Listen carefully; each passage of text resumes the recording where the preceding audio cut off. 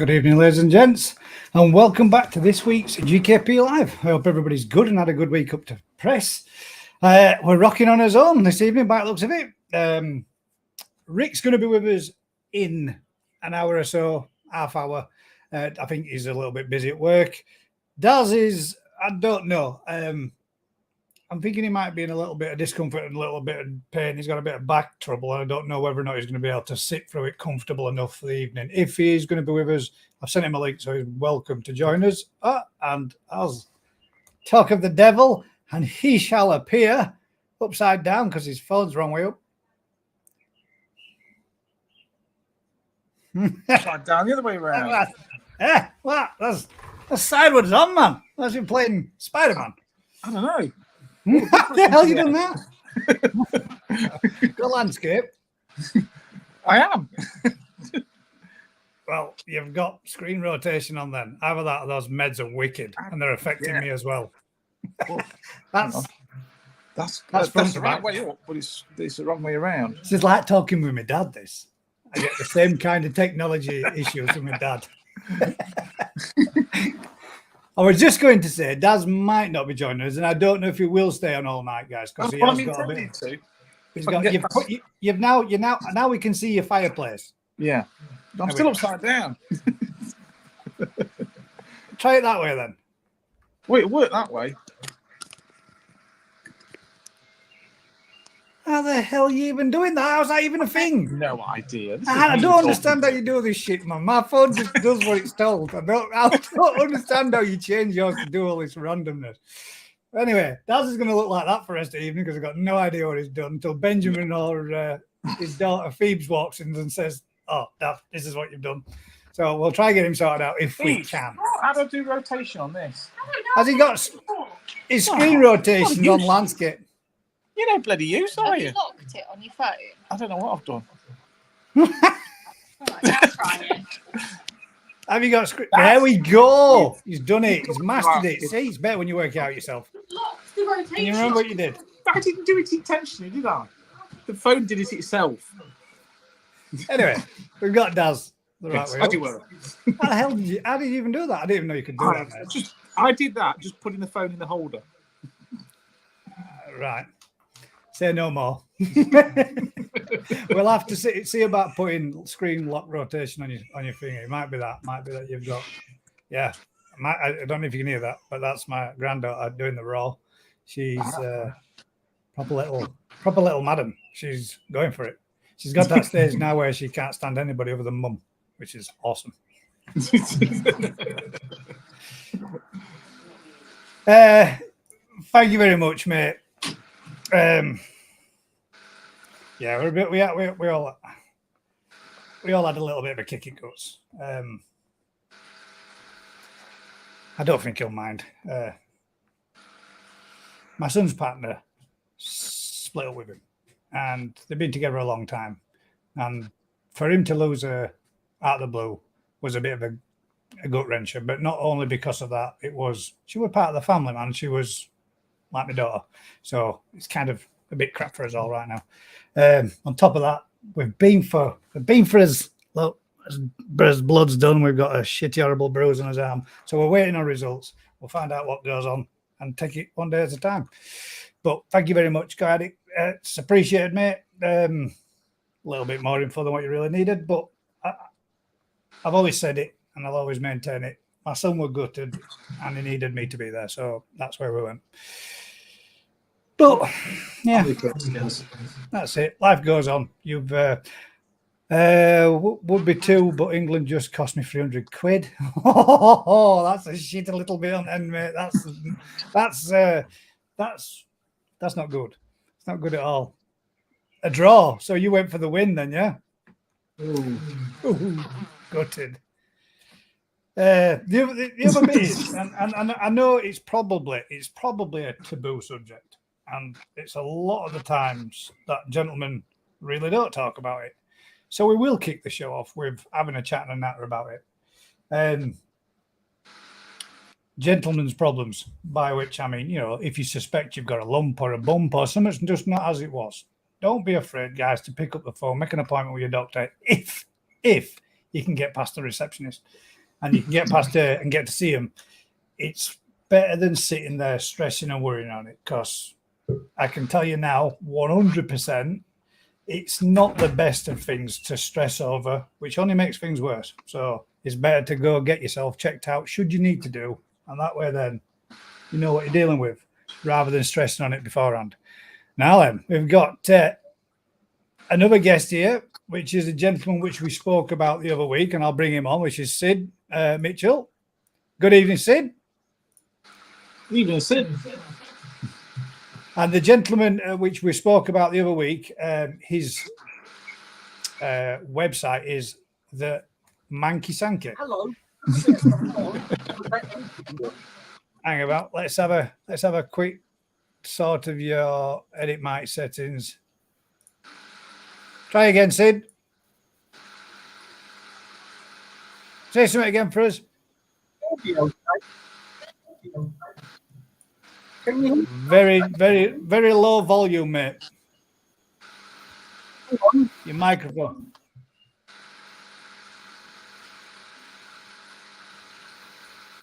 This is Daz Phase 2. Yeah, I think it's lagging a bit, isn't it, guys? Yeah. Can barely even hear you. And I've got you up at 200%. You are getting a little bit of lag there, yeah.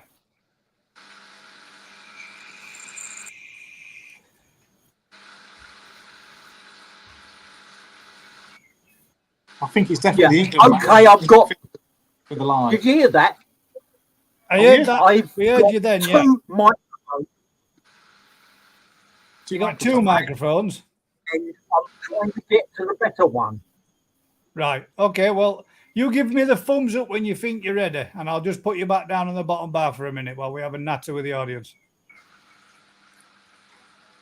While he tries to see if he can sort that out. Hopefully, fingers crossed, we can get him on, because he has got quite a lot of information about water parameters and such, and it'd be cool if we can get him on and get a bit of a conversation going with him.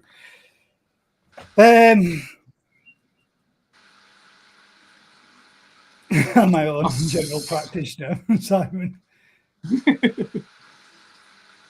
I did see just before I came on, Mr. Chris Stubbs. He's lost a load of fish to bloody herring, hasn't he? Who has? It's Chris Stubbs. All his. Is that what's happened to him? And all? I just seen it tonight. Yeah, just before when I was editing the live and bringing it out, I saw it with the caption, "All my fish gone in 2 days." Yeah. All my best fish. All his breeding shabunkins, because he got some cracking fish. He showed pictures of them. That's a real shame. Bloody herons. And well, we'll catch up with a few of these. We've got. Oh, sorry to hear that, guys. All the best for you, boy. Yeah, you'll get there, mate. It's just hard right now, isn't it? It's just one of them things. Yeah. Yeah, it's hard, mate. But you're a great father, and he'll get on fine, mate. That was the thing. We went for our little drive and had a little bit of a whiz around, a bit of a drive about. Good evening, Matt. You are muted on your microphone. Now you aren't. And you still got that side of your head. We've got Sid with us this evening, mate. I'll try back in again. Try that, Sid. Now, have you had any luck? You do seem like you might be having a little bit of a lag issue.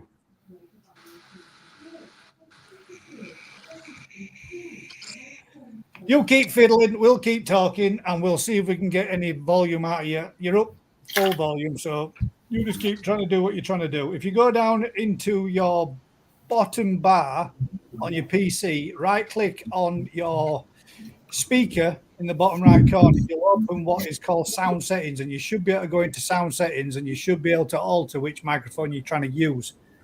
Is that any better? There we go. There we go that time.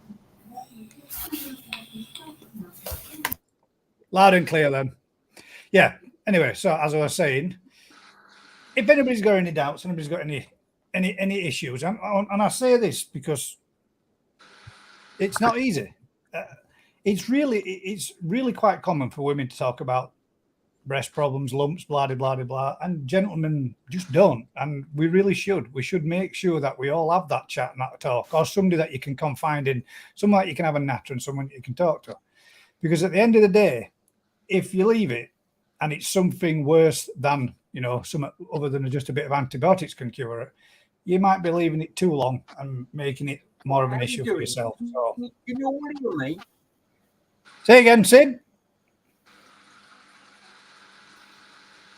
I think it's more your internet than your sound connection. So if in doubt, guys, get to doctors, get it checked out. Because I think for prostate now, Gaz, correct me if I'm wrong, but isn't there don't they just test it with a blood test now? Yes, yeah. The old finger exam. No, it's not anymore. The first things that they do now is literally it's done to do a PSA count, which is to see if you have any form of cancer in your bloodstream, and then they test for everything else as well. Testosterone. That's better. Now we can hear you. So they check it by everything. The early stages of it, the checkup and everything is just literally a blood test. So there is no love the glove and all the rest of it. Gary, I just had mine done.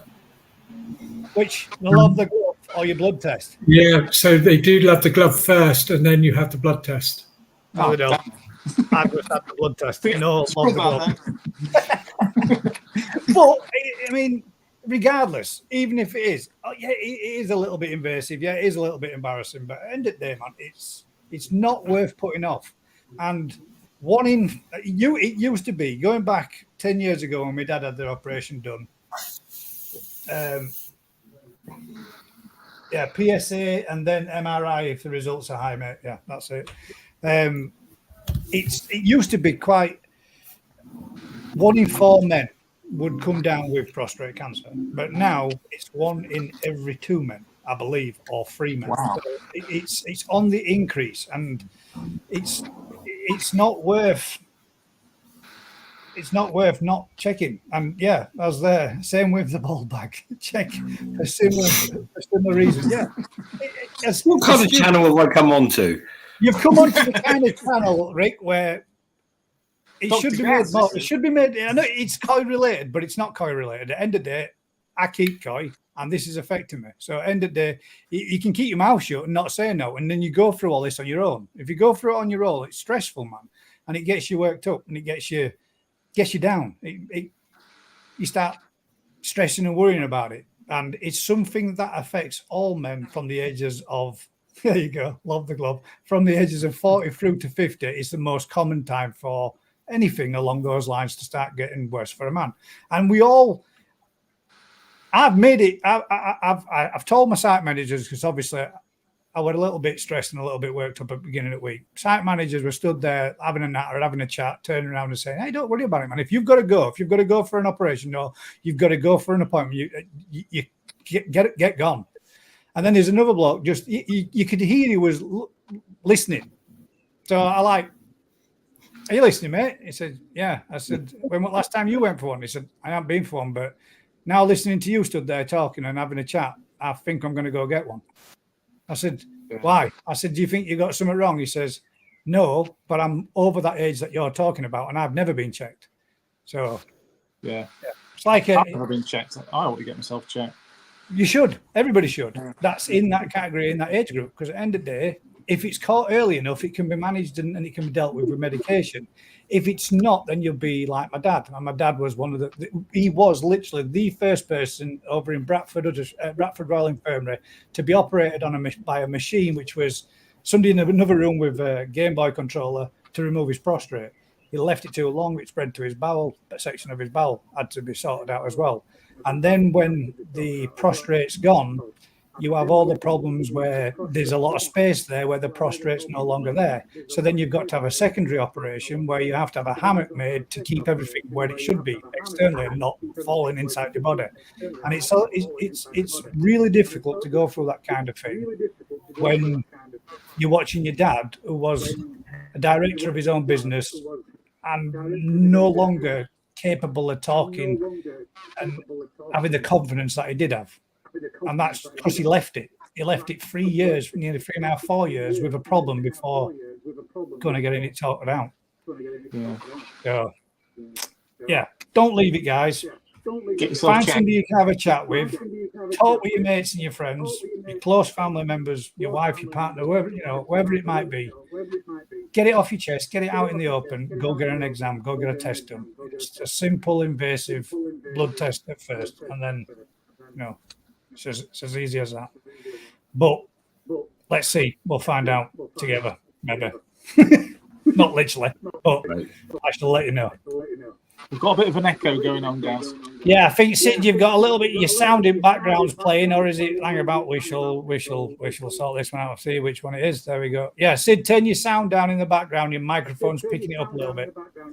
If you're playing the live on YouTube, then just pause the live sound, and then you'll be able to hear us live in here anyway. I love the way you've got that. It's quicker now, isn't it? Do an auction, it takes about a minute to get a bid in. Yeah. If you're doing an auction, well, right. Depending on the speed of your internet, depends on how fast you can upload it. Say again, Sid. Right, we can no longer hear the sound in the background. How's that? Can you hear me now? That's Yes, it. we can hear you. Brilliant. Yep. There we go. And you can hear me. Yes. We can hear you, yeah. Perfect. Okay. Smashing. Right, that's that sorted. Well, it was the Anyway. fight that I got there. It's always a kid. We'll get there in the end.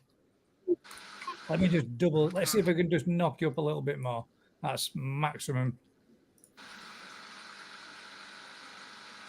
There we go. Right. If anybody has got any topics this evening that you'd like to talk about, if you could do us a huge favour and bang us through the questions in capital letters or, with a capital letter so that we can see something that stands out so that I can notice a little bit easier. And we'll try see if we can pick up where we were. I've got a question. It's not capital letters, is it? I'll put my hand up. There you go. Yeah, I know. Go on. So Sid's the man with the old water. So a lot of people in northern England have got problems, haven't they, at the minute? Water coming out of tap. Yeah. And the pH going crazy. Yeah. So I did a little bit of research myself. And they're using CO2. Can you hear me? I can hear you. Jesus. Earbuds in. Blowing bastard eardrums. Sorry, all went off there. So the pH is climbing massively. Like it comes out the tap at a pH of 8. You leave it to gas off. You leave it overnight, and before you know it, the pH is 9.5 and upwards. So I did a little bit of research, and the water companies are using CO2, injecting CO2, so it's under pressure, so it's staying in the water as part of the purification process, whatever they're doing. And obviously, as soon as you take it out of the tap and let it degas, so this is kind of the issue a lot of people seem to be facing. It seems to be a big, more up in the northern Yorkshire area. These and everywhere out there. We have got a lot here in Ricky. Oof. Down this way as well. Yeah, I haven't got a tap, mate, so I don't know. But yeah, it's one of those. Didn't catch on what you were saying, but if you're wondering why the pH rises in the pond over what it is in the tap, it's because chlorine and chloramine reduce the pH. So after they've been taken out, the pH goes up to its natural level. It would have been before they put them in. But it's before it goes in the pond. So what people are doing is taking it out the tap and leaving it overnight in a cup or a so literally from the tap it's coming out at 7.5, 8, but overnight it's becoming 8.5, 9. Yeah, that's the chlorine gassing off. And also, if there's carbon dioxide in the water, that will also lower the pH. So by the time it's gassed off, the carbon dioxide, if it's there, plus the chlorine or chloramine, the pH will have gone up. That's quite normal. Right. So a lot of people, it's a massive thing at the minute with people having issues, obviously, using tap water, and it's going from an acceptable level to way off the scale, literally overnight.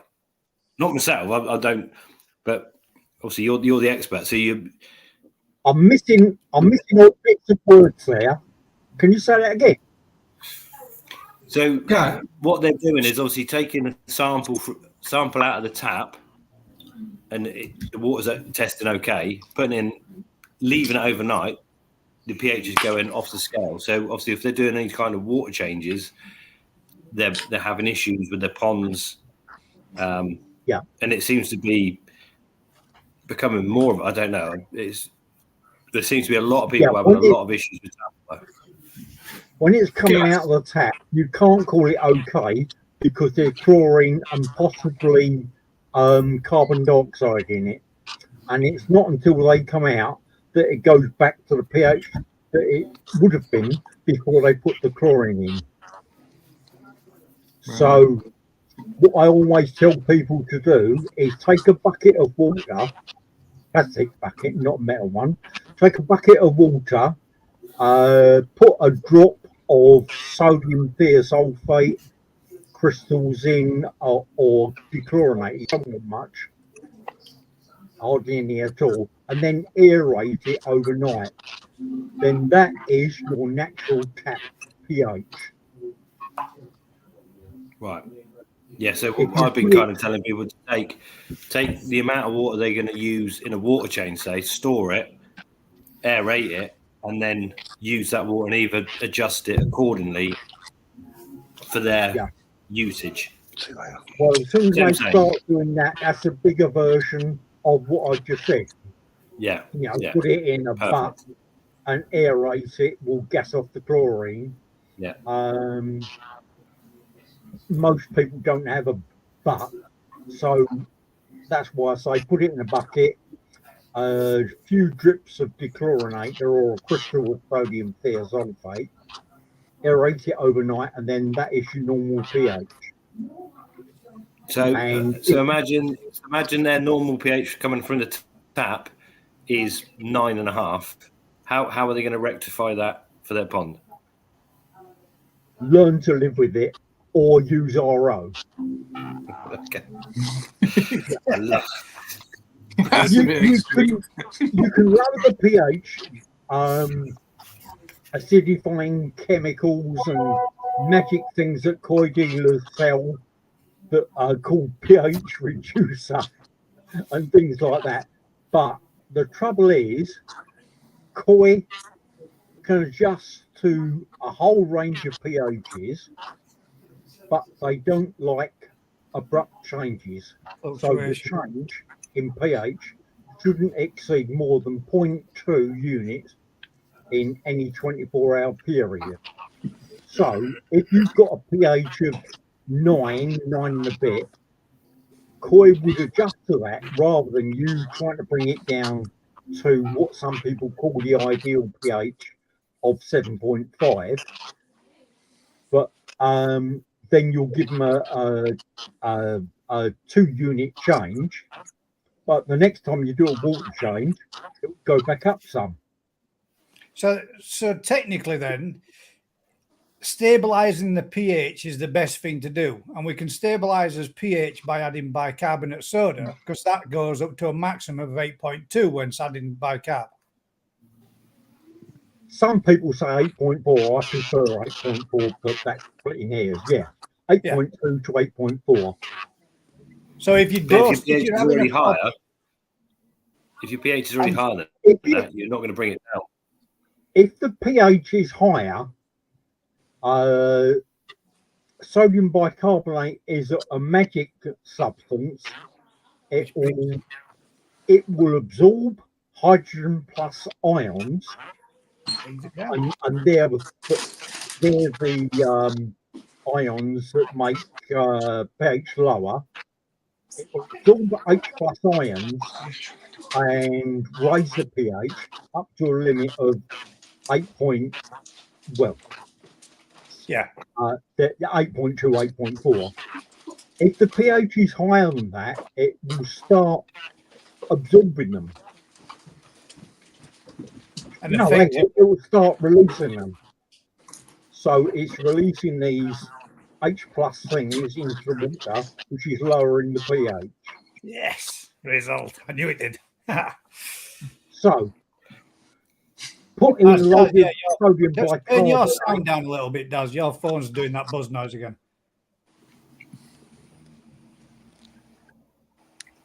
Sorry, Sid, as you were.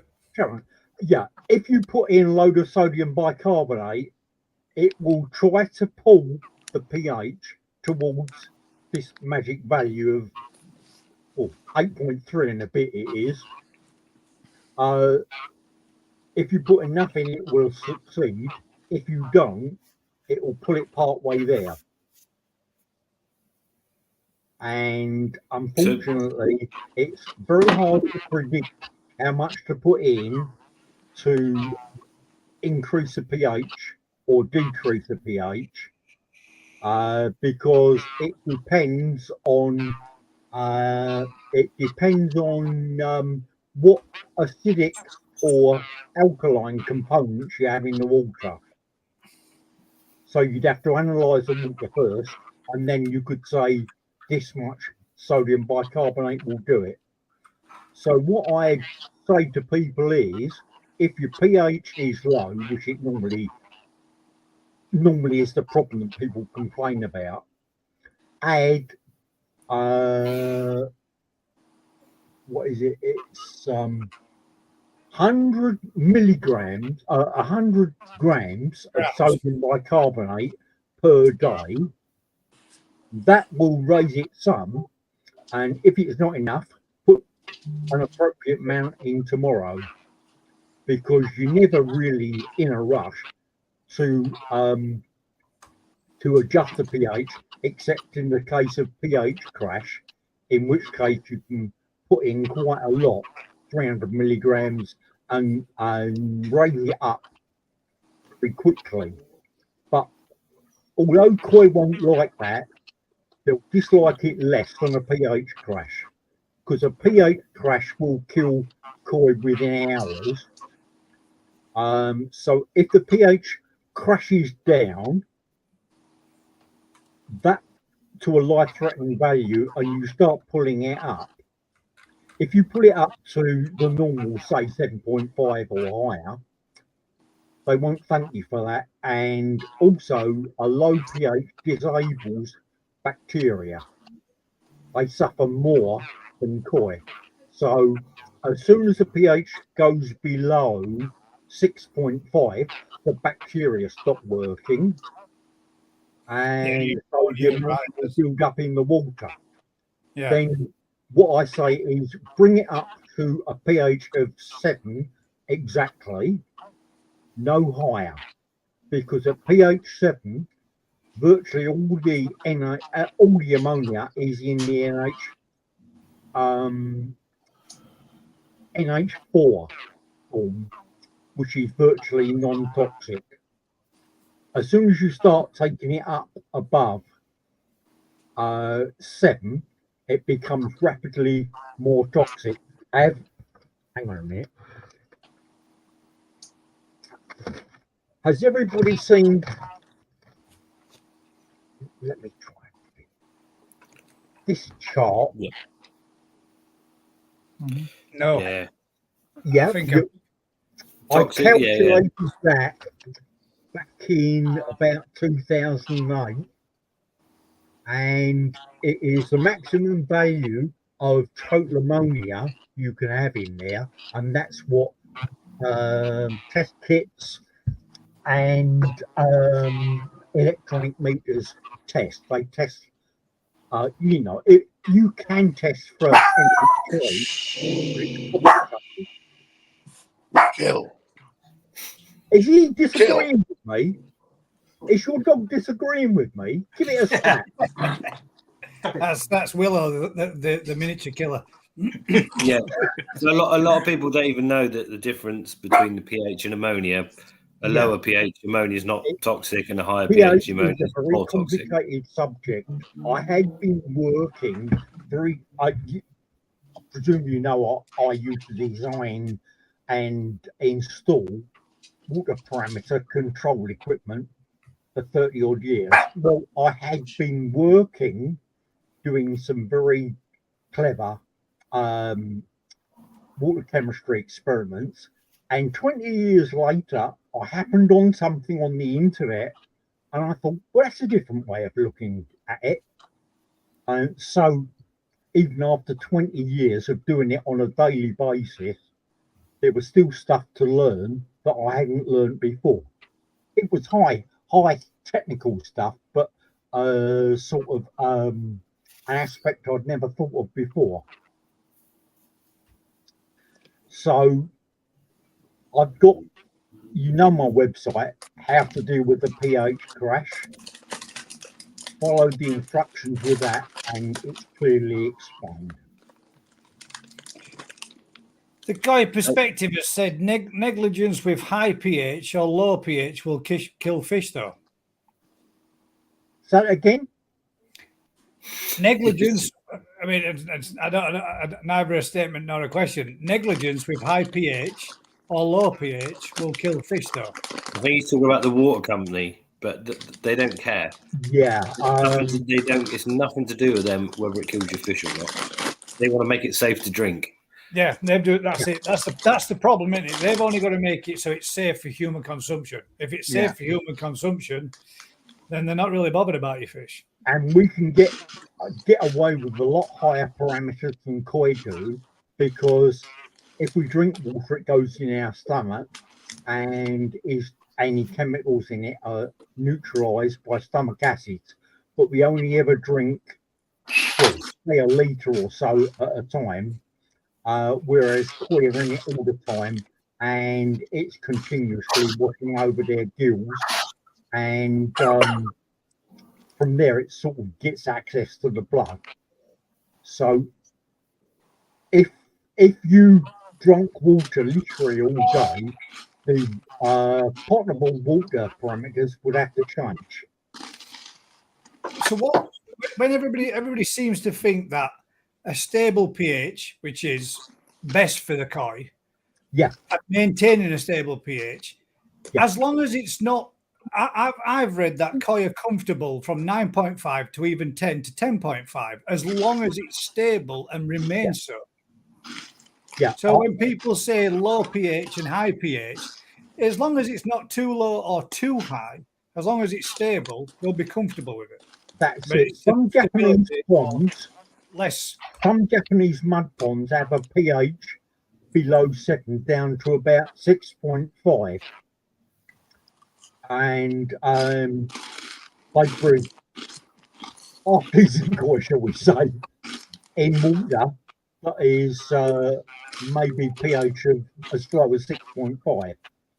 That won't affect koi, but if it goes much lower than that, then you start running the more toxic. There's so much I can talk about that I never know how much to say at the start, but ask questions if you want.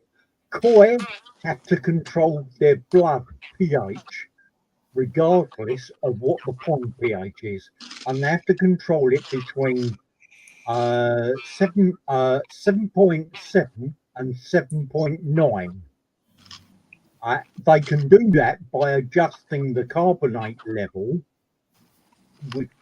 which is sodium bicarbonate broken down in their body. They can do that to a large extent, and they can adjust the pH of their blood by to that amount, even if the pH varies very abruptly by 0.2. Beyond that, it is more than the blood pH. Controlling carbon dioxide, they breathe faster or hold their breath and either get rid of carbon dioxide out their blood quicker or hold their breath and store it. Well, breathe slower. They don't exactly hold their breath, but they can have quite a good effect on their blood pH by adjusting their breathing rate and a small addition of carbonate, which is already in their body. More than that, it's kidney excretions. In other words, they wee out anything that's seriously affecting their blood. But that's, well, strictly it can take days, but at least one day. And during that time, they won't be happy because their blood is not at the right pH. And as they breathe in an oxygen and breathe out carbon dioxide, the blood pH will lower very slightly. And as it goes around their body and the oxygen is taken away, it will raise very slightly till it gets back to the gills. Then it starts all over again. And that's a natural variation in blood pH. We've got one similar, works inside us.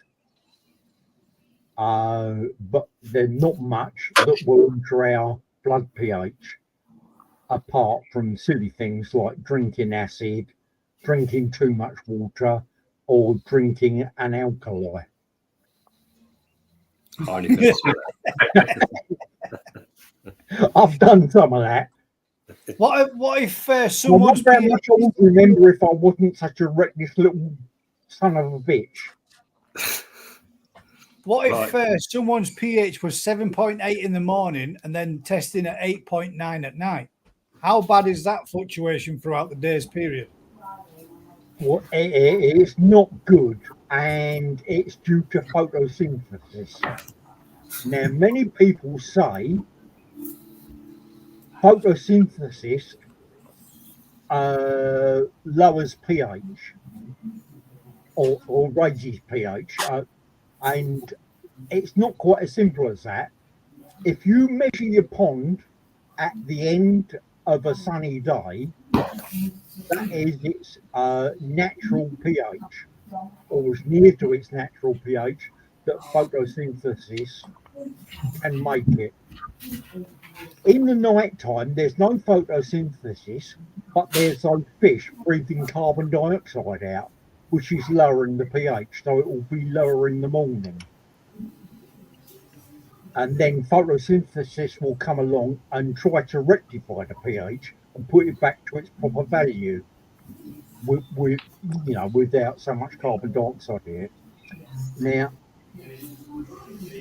the reason for that is quite often because people don't have enough aeration. I was talking to someone with a pond that looks like a couple of 1,000 gallons, and someone said in that thread, you need more air. And she said, well, I've got 2 air stones. So I told her to put a ceramic plate diffuser in and have one corner bubbling like a jacuzzi.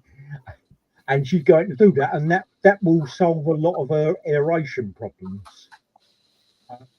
Wasn't quite a simple thread, but that's a gist of it.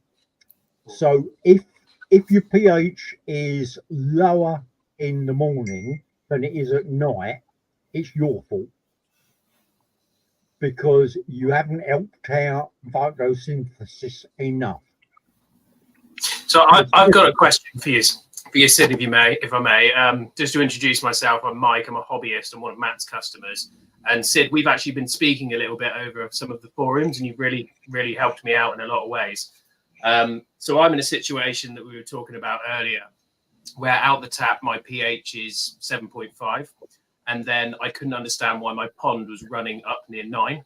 And in a forum, you told me to get the bucket, a little bit of dechlorinator, off-gas it, and see what happened. And it did. Once it was off-gassed and all the CO2 was out, my pH out the tap really is about 9. Now, what I've done to rectify that now is bicarb, lots of aeration, and pretty much 0 water changes now. I'm running a recirculation system. All my drum water I refilter and then use it to wash again. And as time goes on, my pH is coming back down and down. But one thing I hadn't considered And Got here's me my up question. here to know what I'm talking about. One thing I hadn't considered is I have been using a lot of PSB, which is obviously a photosynthetic bacteria. So is that also doing lots of photosynthesis, absorbing lots of oxygen in the day, and then also contributing to some of these swings? Or is it purely algae that does it? Okay, there are photosynthesis bacteria.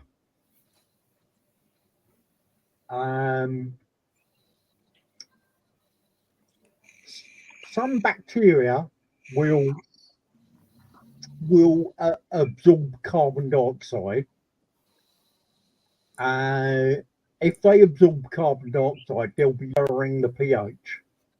If there is carbon dioxide there in the first place, but if you're aerating your pond like a small jacuzzi, then carbon dioxide won't last very long in your pond. The fish will breathe it out, and then the aeration will blow it out.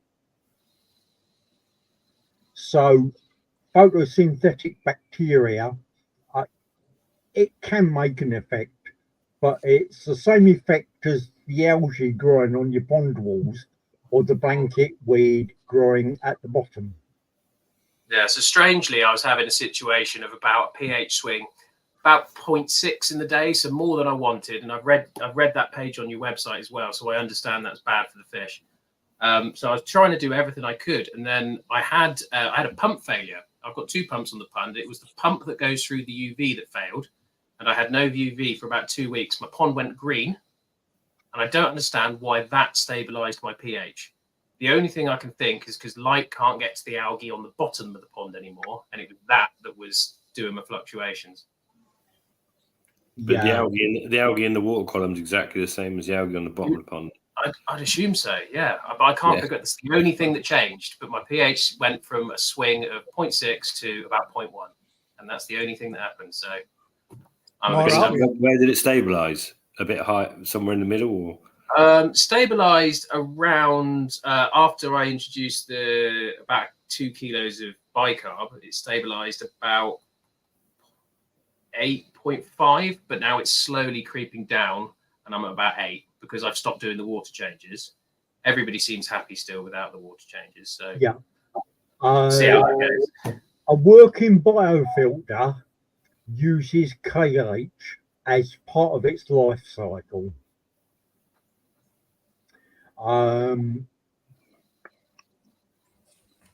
Bugs don't just we tend to think of the ammonia bug, Nitrosomonas, and the nitrite bug, Nitrobacter, as using ammonia or nitrite. They also need other things. Obviously, there's no carbon in ammonia or nitrite. So if they want to grow, bearing in mind that Spock was right in Star Trek, we're all carbon-based life forms, and anything so far discovered by man needs to absorb carbon in some form or other, carbon, carbonate, carbon dioxide. It needs to absorb that in order to make its body or the inside of its cell, which is like a bacteria body. Hello. Hello to everyone. Yeah. Hi. What do you want to know? Just ask. So like as moving beds filtration, that all uses KH, doesn't it? Everything does. Yeah. Yes, it will, because you're growing our 2 favorite bacteria, which I encourage people to call the nitrite bug or the ammonia bug, because you can remember that rather than Nitrosomonas winogradsky and Nitrobacter marina. You know, I'll remember names like that as part of my job. But if you think of it as an ammonia bug that gets rid of ammonia, and the nitrite bug gets rid of nitrite, well, they need additional nutrients in order to grow, and whether they're in brachyhouse media, submerged media, or in a moving bed media, they've still got to have their oxygen, their ammonia or nitrite, and a supply of carbon, and a few other things that will blow your head if you heard the scientific name. So, just ammonia nitrite. So going to the stage as what you've done by going to RO water, are you not worried about loss of pattern, colour, and Benny and Sumi from your fish? Because that's a doubt. My alter ego is Manky Sankey, which I came up with during a club talk to describe the fish I'd been buying from pet shops before I joined the club and realised why they were always laughing and joking as I was leaving the shop. You know, and I said, so I'll be, because they have such a long time, I'll be permanently stuck with my Manky Sankey and its motley mates. And my koi appreciation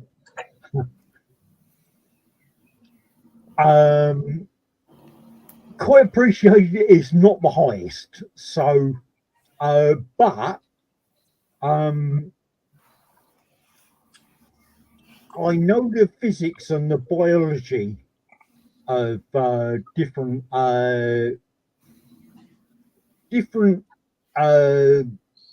hardness states of water. Low pH or low hardness will also possibly give you a low pH, but it's very good for Benny. But because if you look on my website, on Koi University, I think it's the second or third button down. It explains how the hardness of water affects colour. So hard water favours Sumi because soft water, if you take a chromatophore as something looking like a multi-legged starfish, then soft water will make the melanophores, that's the black pigment, congregate in the center. So you won't, because it's congregated in the center, you don't get it all over each of the legs sticking out. So hard water will make the Sumi sort of, well, the melanophores, make them spread right out through the chromatophore. Do I need to explain any of those? Because I've used some big words. No, that's all good. That makes perfect sense. Sid, have you ever considered turning your articles into a book? Where Benny is concerned, hard water makes the erythrophores, the red pigment, congregate nearer to the center. So you've got these blank sort of fingers sticking out of it, loads of them. So soft water is really suitable for raising kahakus, which is why Japanese breeders and Mike Sladen jump up and down about soft water. You've got to have soft water. So where does our water sit with that? Well, because you're taking out magnesium and calcium, you're getting softer, low pH water. And in theory, pure RO would have a pH of 7 in the laboratory. Of course, when you put it into a pond, carbon dioxide will dissolve into it So it could be even lower than that. But pure RO can make the pH 7 or expose it to the air and it will go down below, which is why the ideal way to get soft water is to put people have their favorite recipes, but say 90% RO and 10% dechlorinated mains water, which will put 10% back out of all the things you've taken out of it. Does that make sense? Perfect sense. It does. That's what we do as people, isn't it? Spend all that money to create something and then put the shit back in to make it back where it started. Yeah. RO and combination, RO and a percentage hard water can take out any percentage of hardness that you like. I don't use it myself, but So because I've got no interest in good quality koi, because I wouldn't know how to pick them in the first place. So basically, Collins asked theirs then. So don't change your water. Is that correct? As less amount of water changes as possible. Ideally, you want to go the opposite direction, and live with the effects it has on pH. Yeah. So it's always been my The understanding. constant trickle now is very much popular because you can do massive water changes a week, but without subjecting the koi to abrupt changes in water chemistry. It does Do you make think it a you're bit looking at it the wrong way? But At the end of the day, the water changes is only important if you've got a decent water source to start with. If your water you're going to change was crap, then there's no point in doing water changes, is there? what you should do Does that not use RO and put a lot of RO into your pond and a lot of, the appropriate amount of hard water. So a lot flows out at the other end and you're doing a massive change, but with hardness depleted water. when you say that, Rick, like if your water quality is crap, there's very few people that have mentioned anything of having anything over 10, 9.5 to 10, which is perfectly acceptable. And koi will live comfortably in it as long as it's maintained and regular. So if you've got crap water at 9.5, 10 coming in at a pH, if that's putting as a trickle in, trickle out, then maintaining and keeping a steady balanced pH should be perfectly acceptable. It is acceptable, but why are you doing it? If your pond water's okay, why are you going to put in tap water that's got chloramines, chloramines, dodgy CO2? Why are you doing it in the first place? For me, the drive to bring down the pH was purely because of the effects of the ammonia. At that high pH, you can't have the slightest bit of ammonia before it's then in the NH3 value, and then it's really dangerous. So by bringing my pH down to closer to 8, my ammonia level is now safe, because there's always some ammonia. It's just much more dangerous at high pHs. But is that because your filtration's not doing its job to remove the ammonia in the first place? There's probably a little bit more ammonia than there should be, but on a standard tester, it's next to nothing. But next to nothing at high pH is quite dangerous. I wrote an article which started, what is the level of the pH in, what is the level of ammonia in your pond? And most people would answer 0, but you cannot have a pond with living fish in it with an absolute 0 ammonia. Yeah, and filter will starve. Because even if you don't feed them, they've got metabolic ammonia coming out of their gills day and night with every respiration cycle. That's got to be the same with the nitrite as well, hasn't it? Pardon? You can't have a 0 reading on a nitrite either, because you're going to have some Yeah, nitrite. same reason. Yeah. Because Am I right in saying nitrite's safer at low pHs though? Is that right? sorry, Am I right in saying that nitrite is safer at lower pHs? It's the opposite of it. yeah, but it's a very small effect. It's something I discovered years ago. I wrote an article on it, which went in a 3-year series I wrote for, I believe that one was for Koi magazine, not Koi Carp. The Isn't editor said to me one day, "Can you explain everything on a koi pond? It will take a couple of articles." And 3 years later, they said, "Do you think it's about time to stop?" And I was just getting in my stride. Going. Did you read it? So which is the worst then, Sid? So if you've got a low pH with high ammonia Definitely. or a high pH with ammonia, Right. The I believe it's the lower pH pH effect- with ammonia makes the ammonia higher toxicity, doesn't it?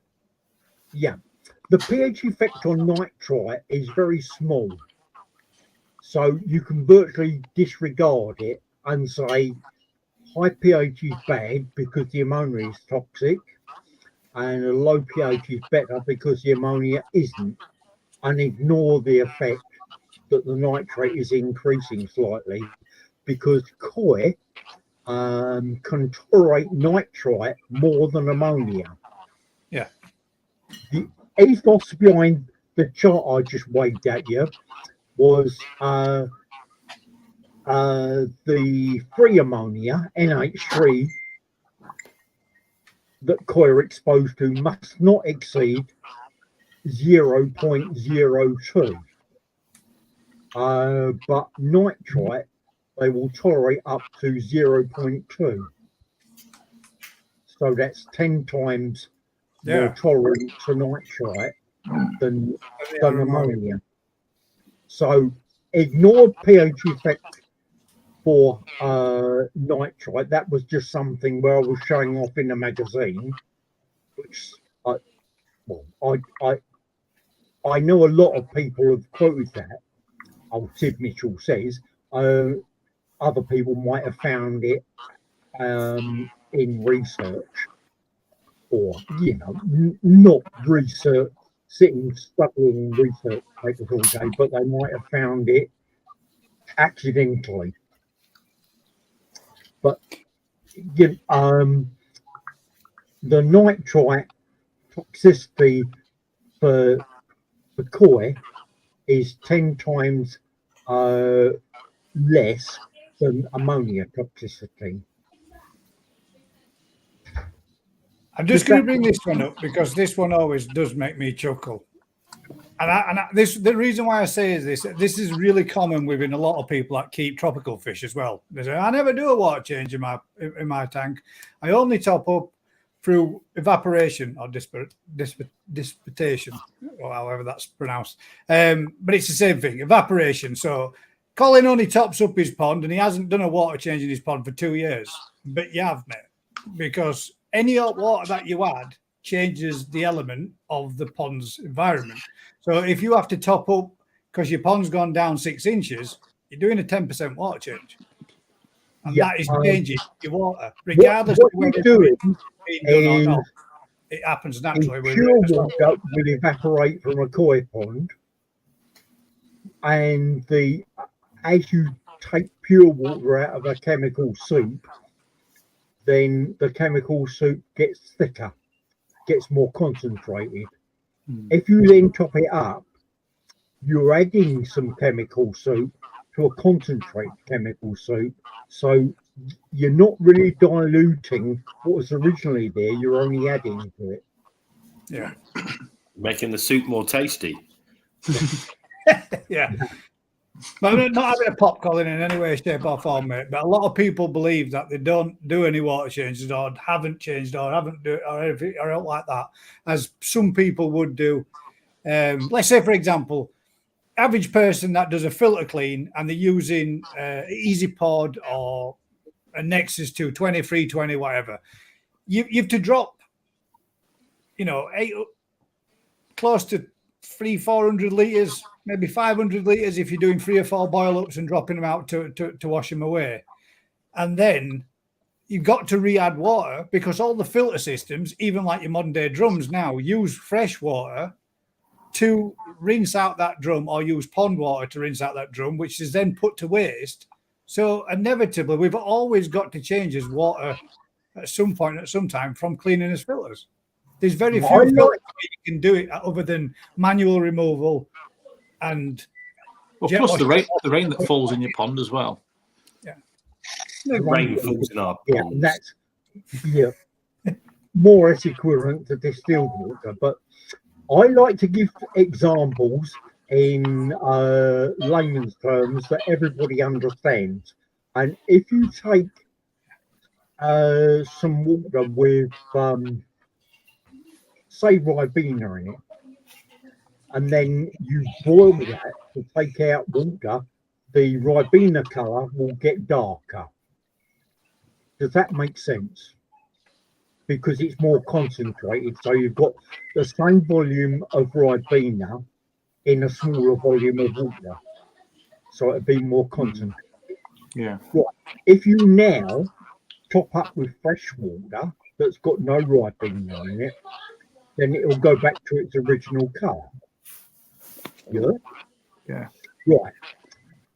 What would happen if you topped it up with the same amount of Ribena or the same concentration of Ribena that it originally was?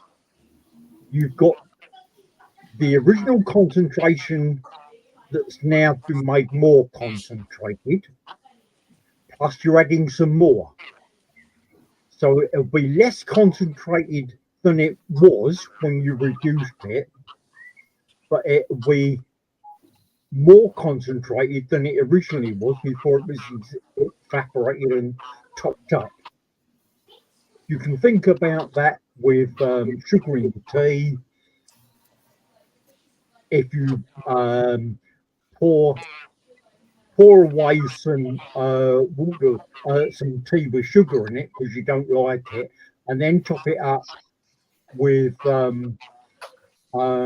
fresh tea with no sugar, you'll get less sugar taste.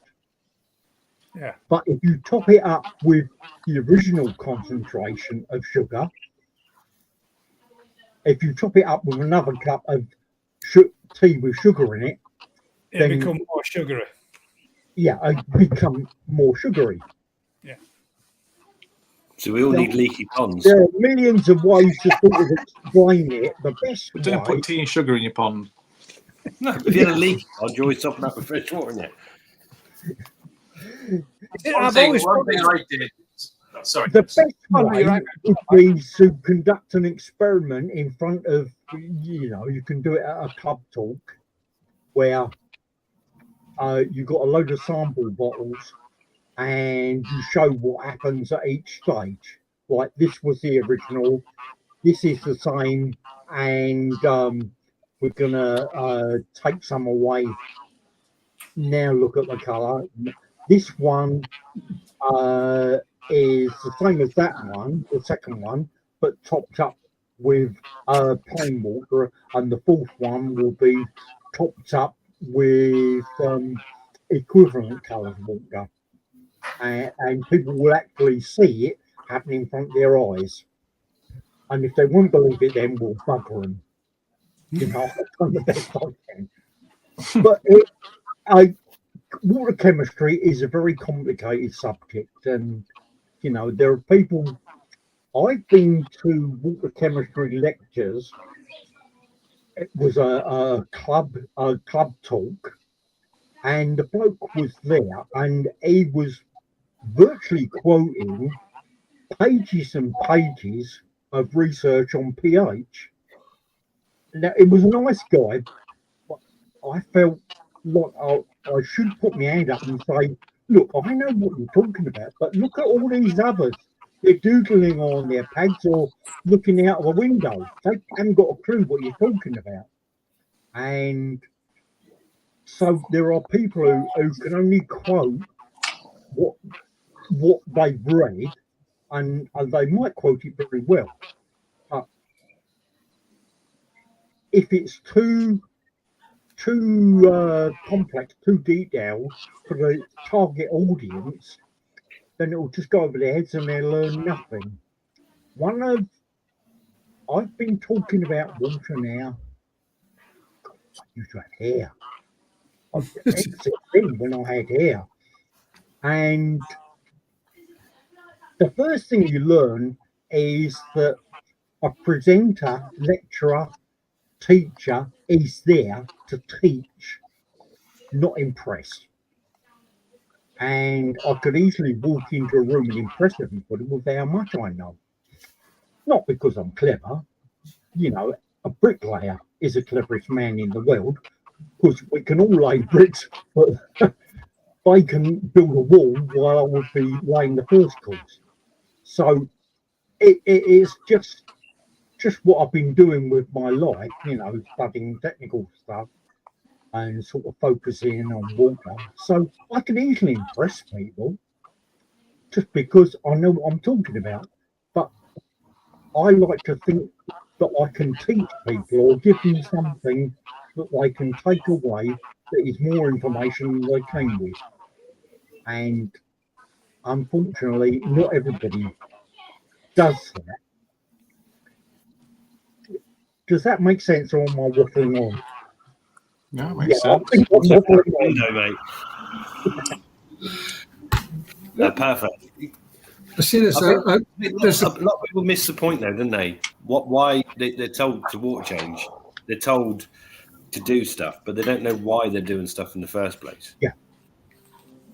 So This is why I would like to go further and just say these are your 10 commandments, obey them. And I like to sort Shall of not keep your explain bumpkins. what is the root behind them, but without putting all the technology in, except for us, because we're all clever buggers with, you know, that can understand that sort of stuff. There's If I something may sci- pay you a compliment, Sid, I'd have to say that your articles on your website are written very much as you've just described. They're very technical, but they're very easy to explain or easy to understand, and you can kind of follow along. And yeah, they're very good. Yeah, what you've got to bear in mind is I'm talking to two people.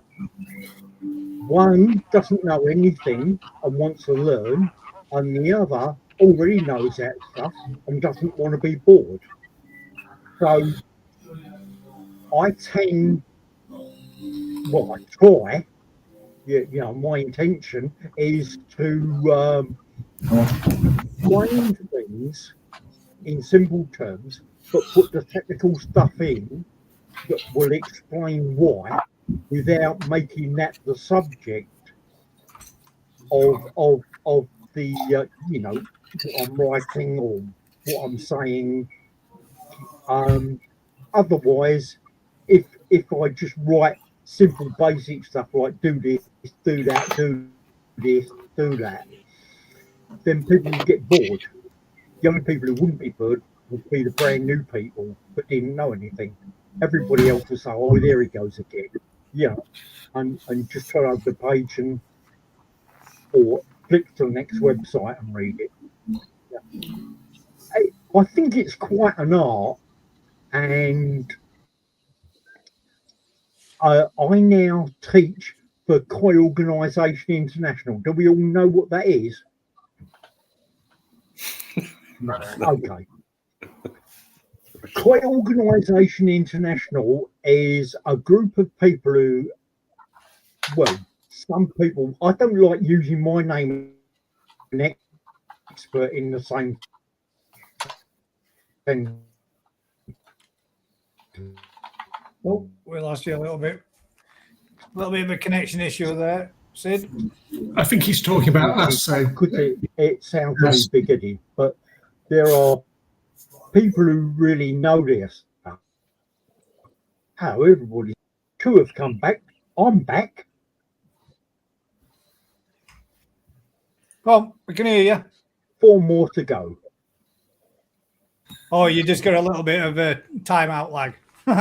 So we'll come back to you. You'll be right. I'm the only one left. That's it. You're all right. It's just your connection. It'll catch back up again. Up north, Koi Pond's saying, I think most There are water 4 changes people are to replenish All pH back together again and now. lower dissolved organics. There we go. He's back. It's gone again. Hang That's, on. that's your internet connection. Go chuck another 20 quid in. Crafty, have you been sat under a sunbed, mate? We're all back Been together again Outside, now. mate. Just been outside for 10 minutes.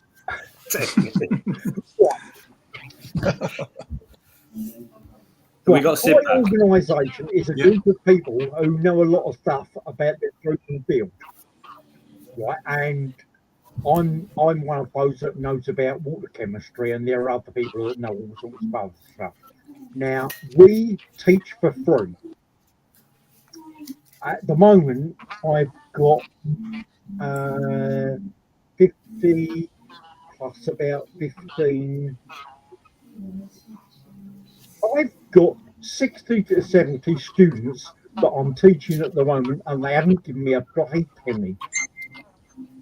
Tight bastards. Koi organisation charge Are these yours or Benja's? They're 30 short. Look at mine. Yeah. For short. Yeah. Proceed. That's his bit on the organisation side. charge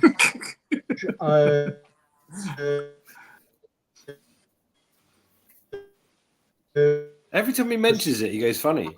Yeah. Using the society. We're trying to block you. It's the powers that be. we're all going off again. It's your internet connection, Sid. It's timing out, mate. Your He had a sneaky cup of tea then. That's what it was. your MBPS is struggling. Mate. Koi Organisation International. I've got a group of people who've got not clever knowledge in different subjects, and we teach our subjects for free. Koi Organisation International have to charge an administration fee to cover the running costs of the organisation, but basic courses cost $25, which is give or take the odd penny, 20 quid. And if you're a member of the BKKS, I can get them at half that price. Our advanced courses are $50, which is $39.50, I think. Again, if I get a group of BKKS members, I can get that down to half that price. So a penny or two under 20 quid. And now we teach huge numbers of people, and everybody is now, we rewrite our modules quite regularly, and everybody now is copying my style because they like the way I write. So it's something that is quite successful. And if anybody likes it, thank you very much. My wife will call me a big-headed git, but you know, we all like to bask in someone saying that we're good at whatever we do. Although, Can as you I send say, Gaz the link? If you send a link, then when Gaz will put it on. Yeah. sorry, When you get a chance, send me the link, Sid. Drop it me in an email, and I'll pass it on to everybody.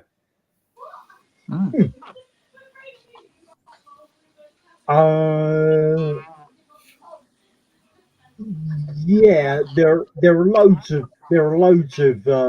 places where I advertise and promote KOI. But if you haven't seen any of that, that's it. Koi Organisation. Cheers, Mike. No HTTP. Just type that in to your browser. I'm having a look at it now. There's so many courses that you offer. Someone spoke. If you don't get paid, who gets the money if you're not getting paid? Can't we just pay directly, Sid? Well, it covers the running costs of COI organisation because it's quite expensive.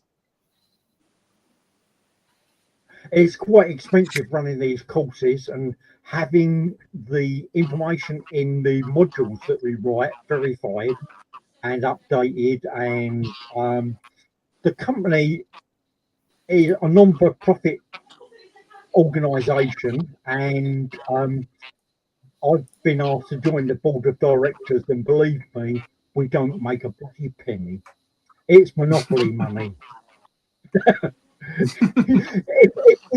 if we start making money, then we find some way to give it away.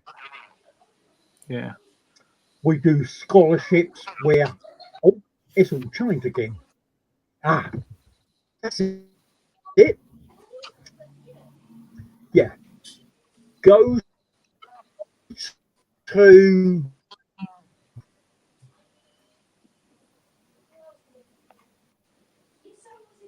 Start here. Free spin. I've never seen this. Yeah. Is this based in America or? Yeah. $120, $15.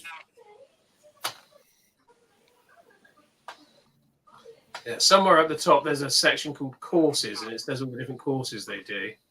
And there's one with like a certified core keeper for pond water quality, pond construction, operation, loads of stuff. You can wander through that. There's free stuff there that even non-members of. There you go. That's it. 699 common koi parasites. Courses with the prices. Yeah. And our favourite motto: if you're not having fun, you're not doing it right. No, I'm not going to say that. Yep. Basic koi keeping 101 is free. The majority of the others were $25, 20 quid, half price for BKKS members. The ones in the bottom of the advanced courses, they are $50. $50, 25 quid. No, the $50, 20 quid. Half price for BKKS Are they members. online courses, or do we have to come and see you in a classroom somewhere? No, online. The best thing to do, if you want any courses or you're interested in any courses, have a look through there. Actually, it's a lot of that you can read for free, and even download it if you want a printed copy. But please stay still. Go back up. Right, guys, come on. That's it, stop there. Right. In the blue bar at the top, there's a double line. That's it. You just went past it. The third one along. Courses. It gives our list of courses. All courses. Yep. And you can pick what courses you're interested in.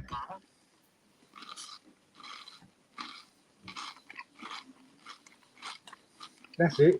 All core courses will show all that we do, and the others are different subjects. And then if you want articles, well, you've already been along there. Oh, I'm quick on the internet. I think BKKS members get a discount on it, don't they? Yeah. That's right. Yeah, it's a group course, so I have to get 6 people who want to join at once, and believe me, it's like herding bloody cats. Everybody says, "Oh, I can't make it today. Can I make it next week?" Well, you've got a year to study the course, so whether you start this week or next week, it doesn't matter. And I promised to take the wife shopping. It's my sister's birthday, and all those. Well, just sign up for the course. You download the module, and then you've got a year to play with it. During which time, whichever instructor will give you his time for free. And one bloke I wish I hadn't said that to. There you go. But- Well, I've posted the link. I've posted the link into the comments for all the subscribers and everybody that's watching, so they can all have a look at the free leisure. You might get yourself really booked up with some courses now. You might become really busy.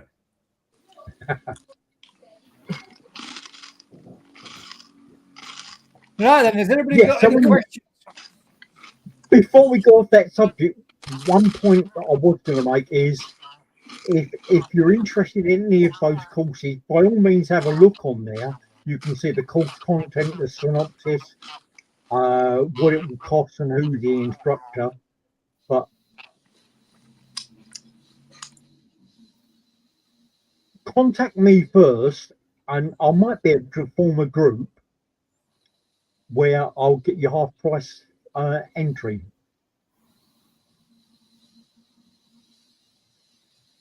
Smashing. Thank you very much.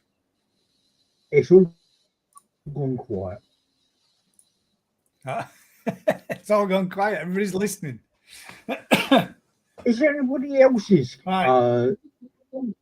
cameras keep going off? No, that's just your internet connection. The Rest of us pay for good quality one. when I check 5 megabits per second fiber. What do So, you have? never had 55 megabits per second. Yeah, 50. So you've fiber got all the way 55 Mbps. Mine's 1,000. Hey? Mine's 1,000. Show off. Yeah. It's not showing off. You've got Just, super fast. you'll get a slight I'm lag on- just between your ping back and forth from your server to this server. That's all. But It's just it. It's, I'm on video meetings and presentations all the time, at least one a week. And I never get I'll never get interrupted. Anyway, I'll carry on. that's all. That's all So, it is. It's not like there's anything wrong. It's just Contact me first, and I'll either say sign up on that link, or I'll might be able to arrange it for half price. Brilliant. I got a lot of people to join the BKKS because they paid £17 for a year's membership and got all their courses half price.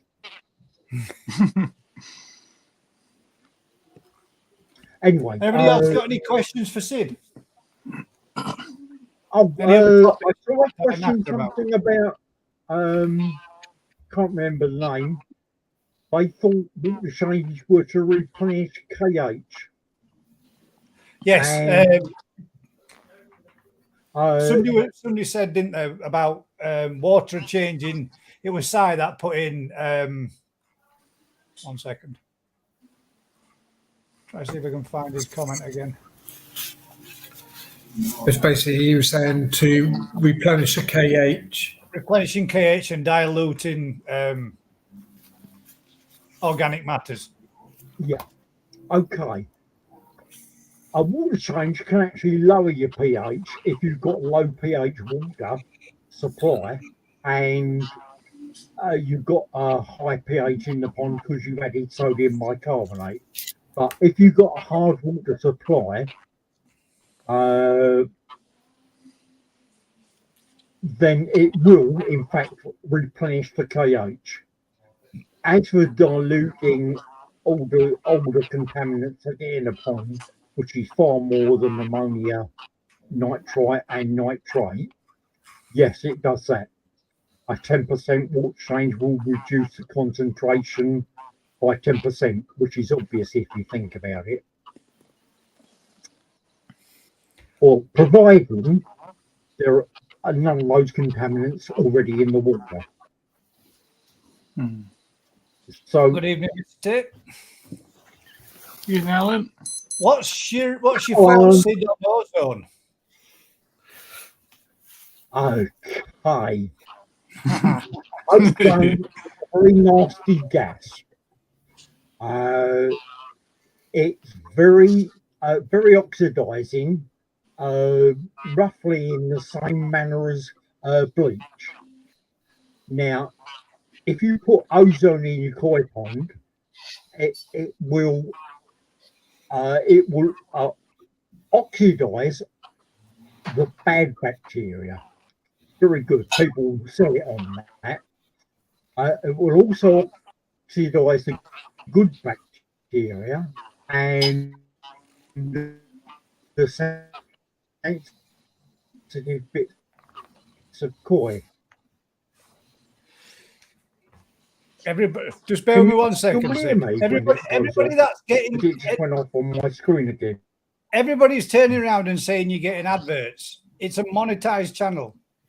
If you're getting adverts, it's because it's monetized. If you don't want adverts, install an ad blocker, and then you don't get adverts. It's as simple as that. I haven't put them on. I just monetize my channel. If you're getting adverts coming up, install ad blocker to your browser, and you won't get adverts ever. But then nobody will be getting monetization, and nobody will make anything from it. So it's entirely. Or pay for premium. Or pay for premium, yeah. Well, if you can do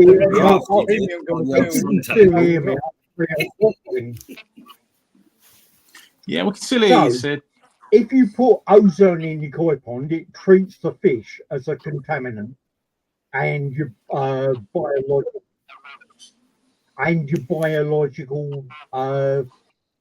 biofilter. So I would say don't put it in the koi pond. Yeah.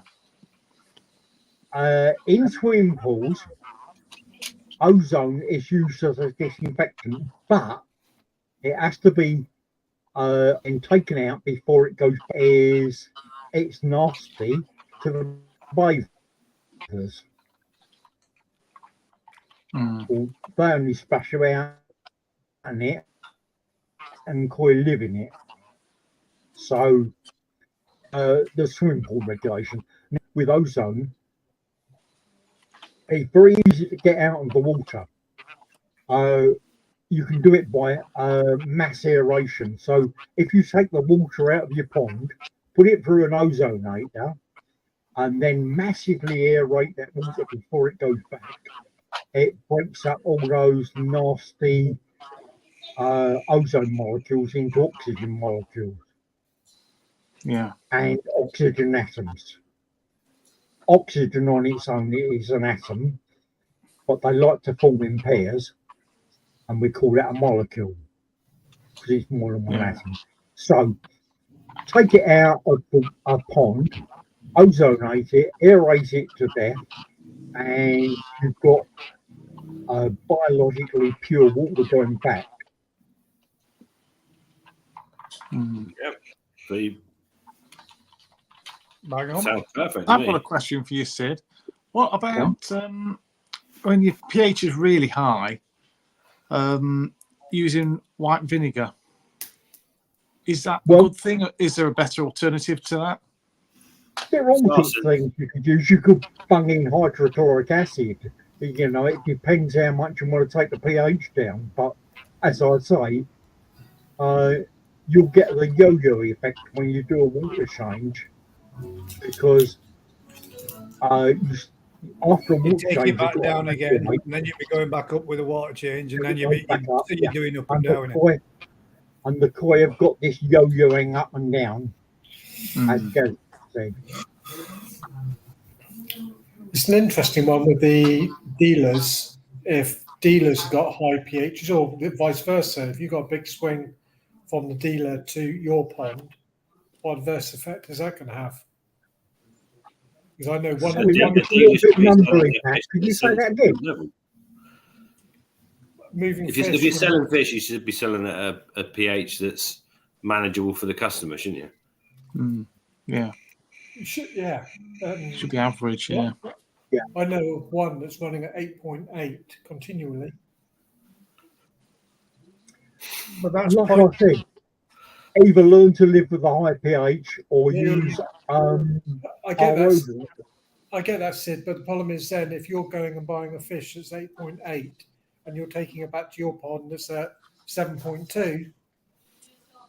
I think that's leads to the fisher's worry. It's more stressful being in the bag for the 3-hour journey before it gets there, isn't it? In the stress factor. I mean, then again, I suppose that's the bit where you could bring in the drip acclimation, isn't it? So that you slowly bring that fish to that pH over a couple of hours rather than the boof in you go job. yeah. Some fish, when I've done the water testing at koi shows, people say, "Oh, my fish are jumping. There must be something wrong with the water," and it's not really. They've come out of RO water, and they've been put in. Everywhere I've done a koi show, the pH has been quite high, so they're coming out of low pH RO water and going into a high pH, and they would get used to that in 2 or 3 days' time. But the koi show is 1 day or 2 days, 1 and a bit if you count the Friday, or 2 and a bit if you count the Friday. So they would get used to it, but in that time, they may show signs of being unhappy. I like it here, but I want to go home. But do koi shows not have to tell everyone what the pH, what the water's like they're going into?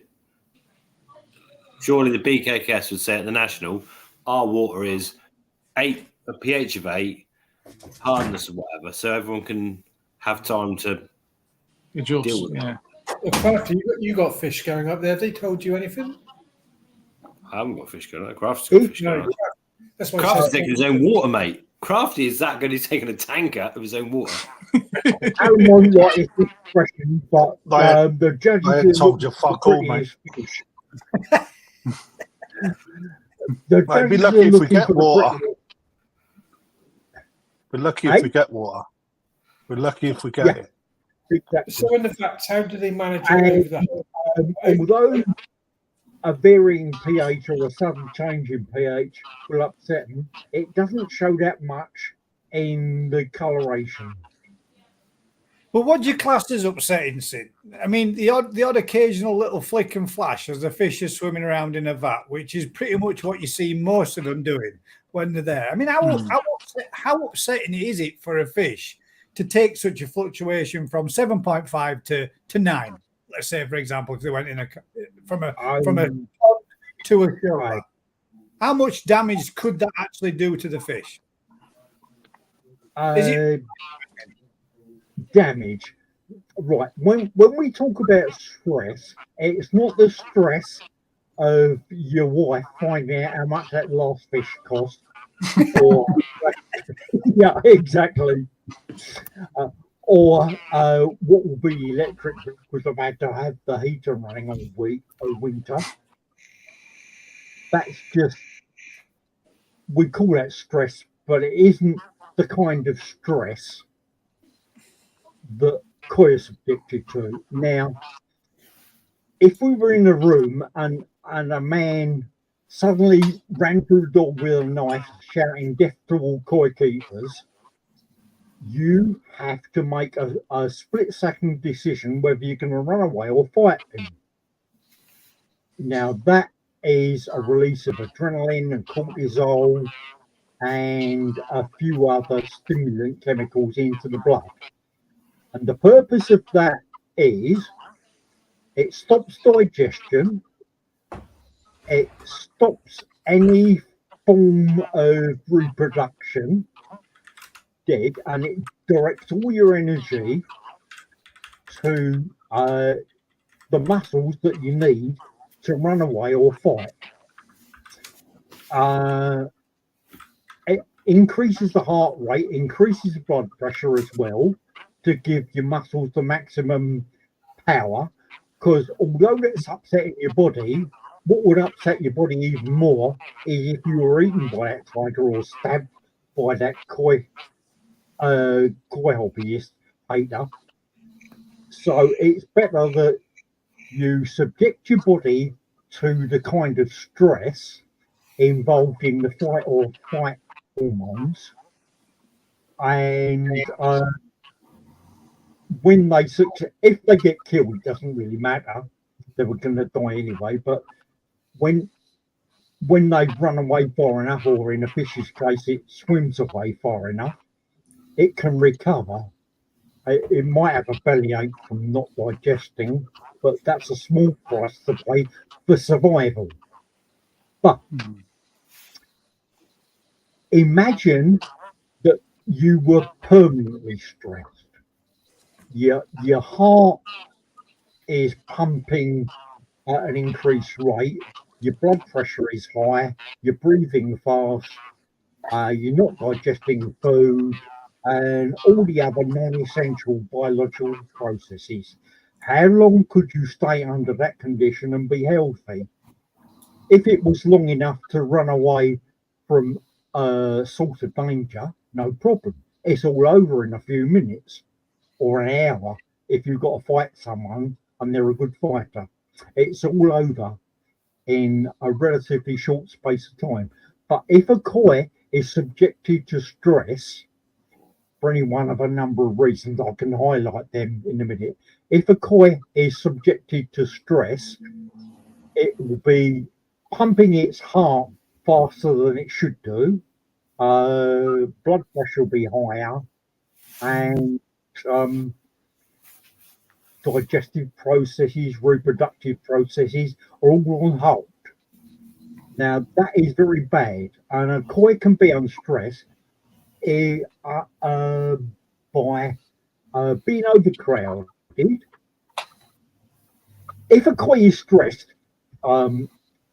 because it's a carp that doesn't fight, it will try to swim away.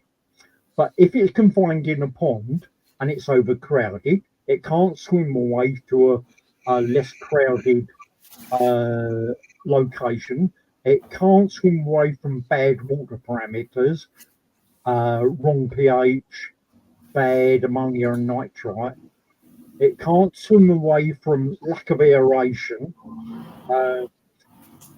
There are all sorts of reasons that would stress a koi and give it the muscular power to get away. But if it can't get away, it's under those conditions permanently. So it can be life-threatening, or at least life-shortening. But the question was more so, if you're taking fish to a show and you don't know the parameters. So hobbyist A is running his pond at pH of 8.5, and hobbyist B is running his pond at 6.7, and they're taking their fish and they're mint. But they go to the show, and depending on what show they go to, the water parameters might suit one over the other.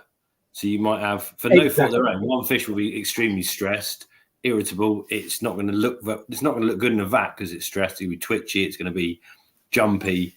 Well, hobbyist B's fish is going to be different. So some fish will react by usual behavioural signs: flicking, flashing, jumping.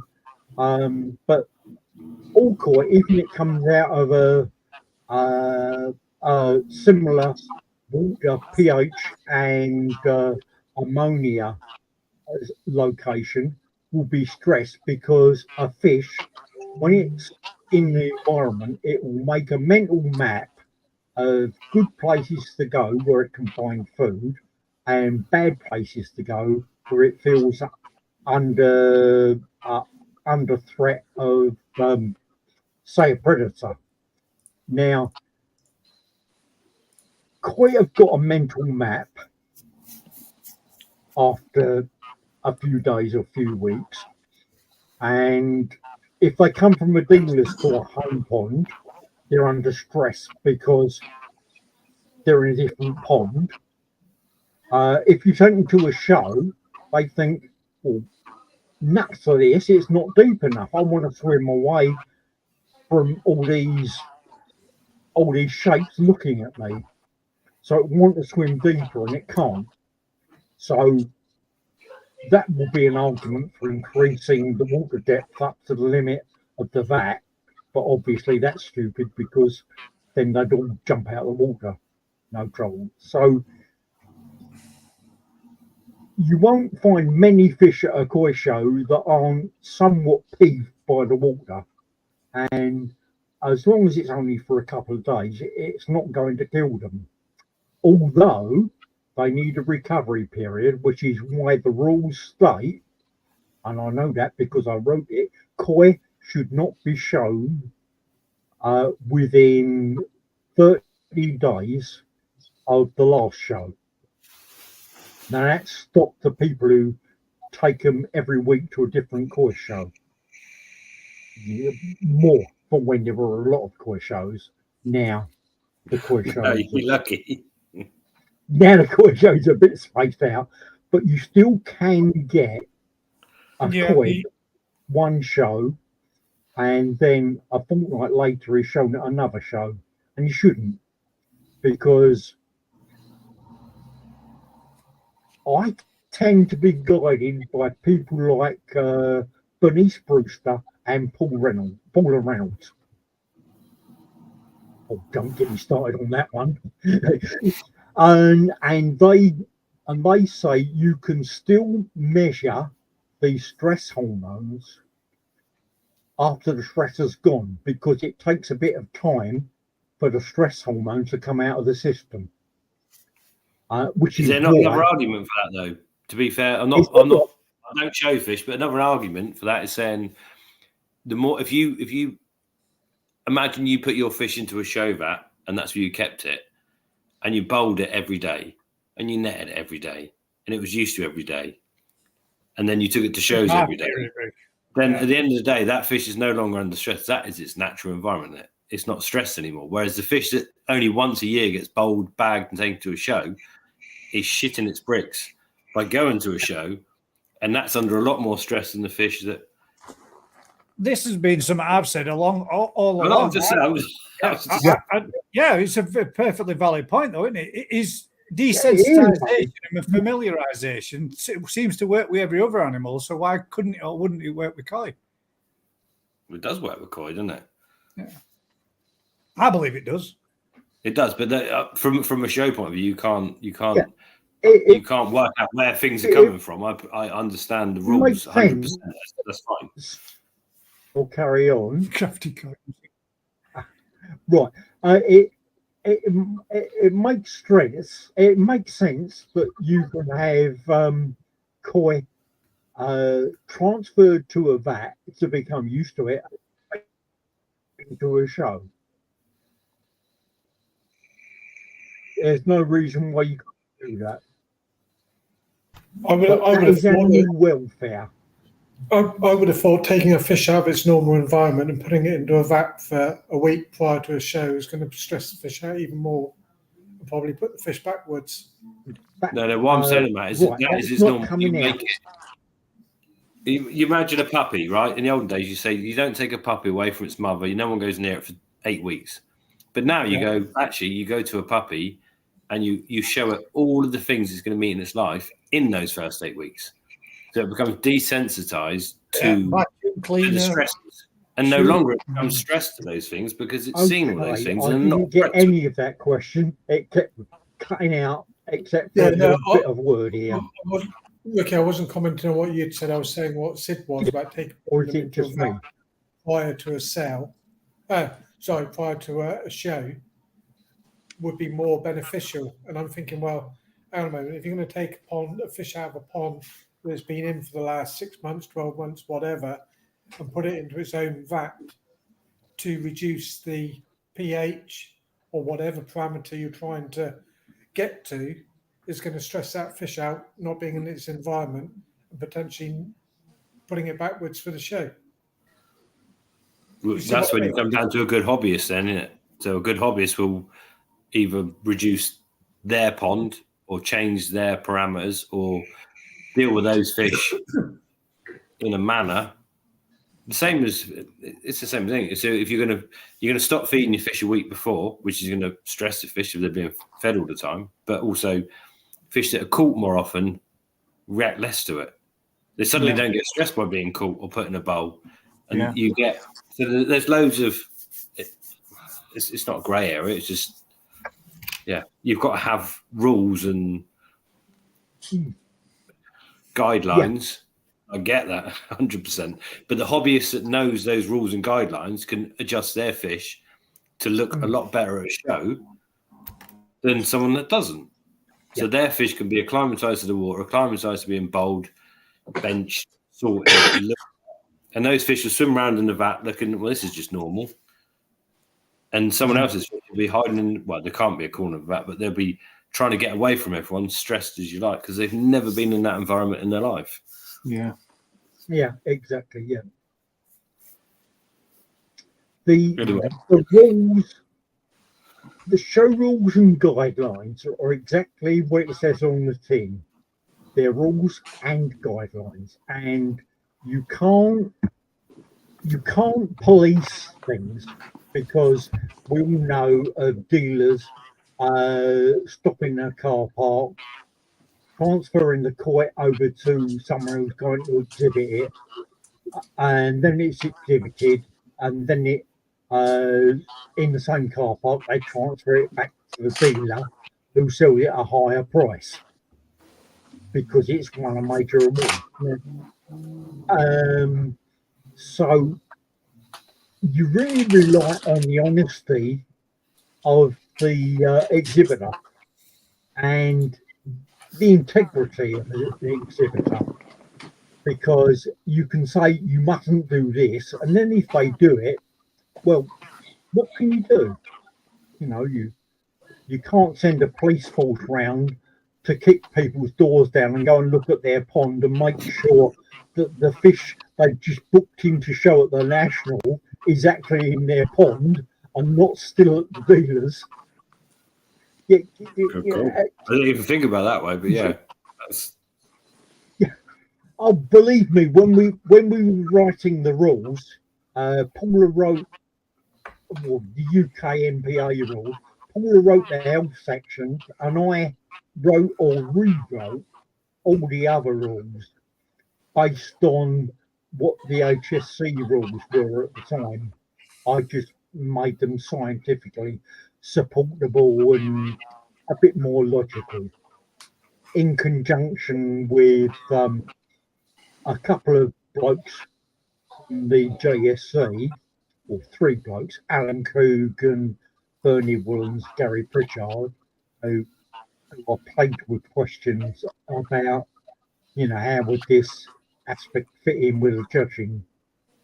But in the end, it all comes down to a lot of people did their best to write a workable protocol for koi shows, and a lot of the reason was to satisfy DEFRA that animal welfare was being taken care of, and we weren't like doing a reptile show where you drag animals there, try and sell them, and don't really care if they're being looked after properly.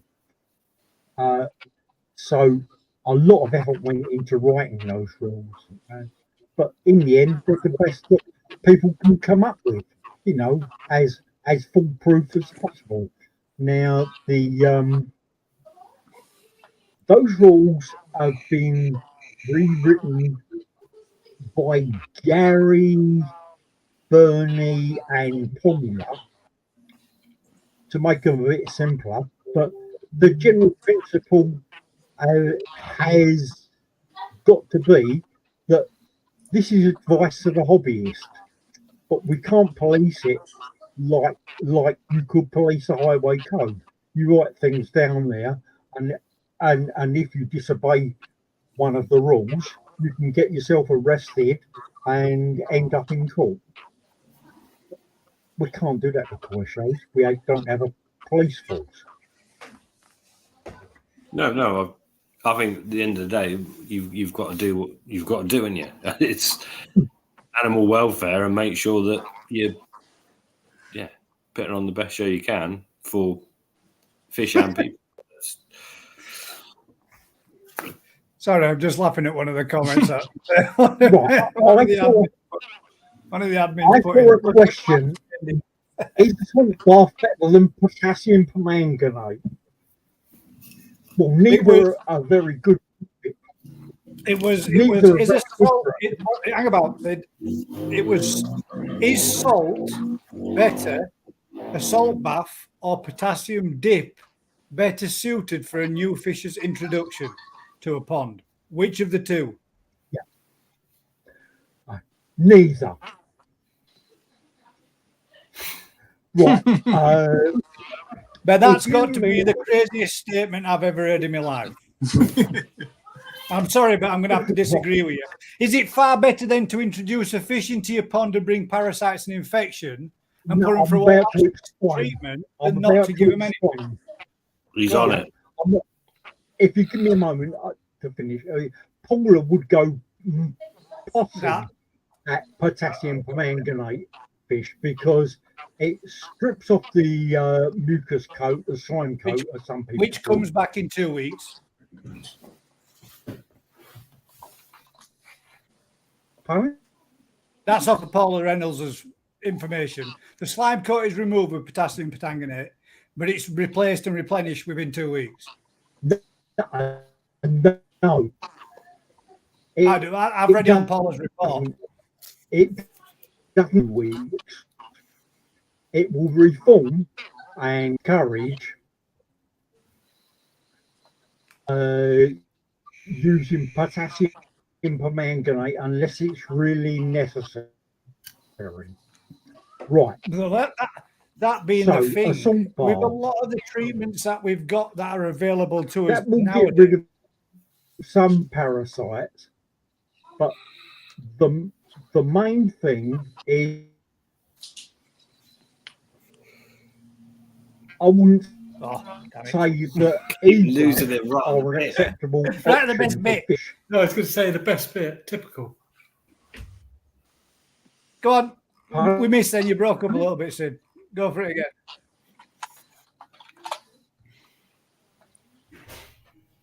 Oh, he's frozen again. Tune in next week. I can hear fractions of words. I don't know. An hour, yeah. Right, try again now, Sid. You caught back up.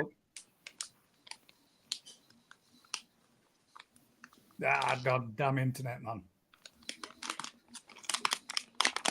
Run around the house and turn off all your other mobile devices. Can you all hear me? Can we have... Yes. Yeah, we got to the salt bit. Up for hearing.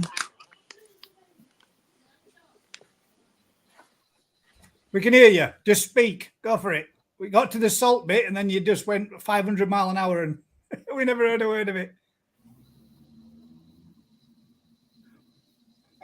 Who can hear me? All of us. I can hear you. Okay.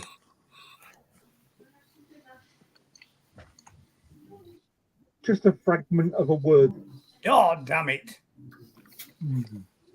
You did that, Gaz. Don't lie. Yeah. I'm free. I didn't know nothing. Come. 55 the most knowledgeable Mbps. bloke we've ever had on, and you just chopped him out. I did not at all. 55 MBS divided by all his internet products in his house is getting about 2 Mbps per device, which means he's getting absolutely the world's worst internet. You sounded It like might as well be dial-up.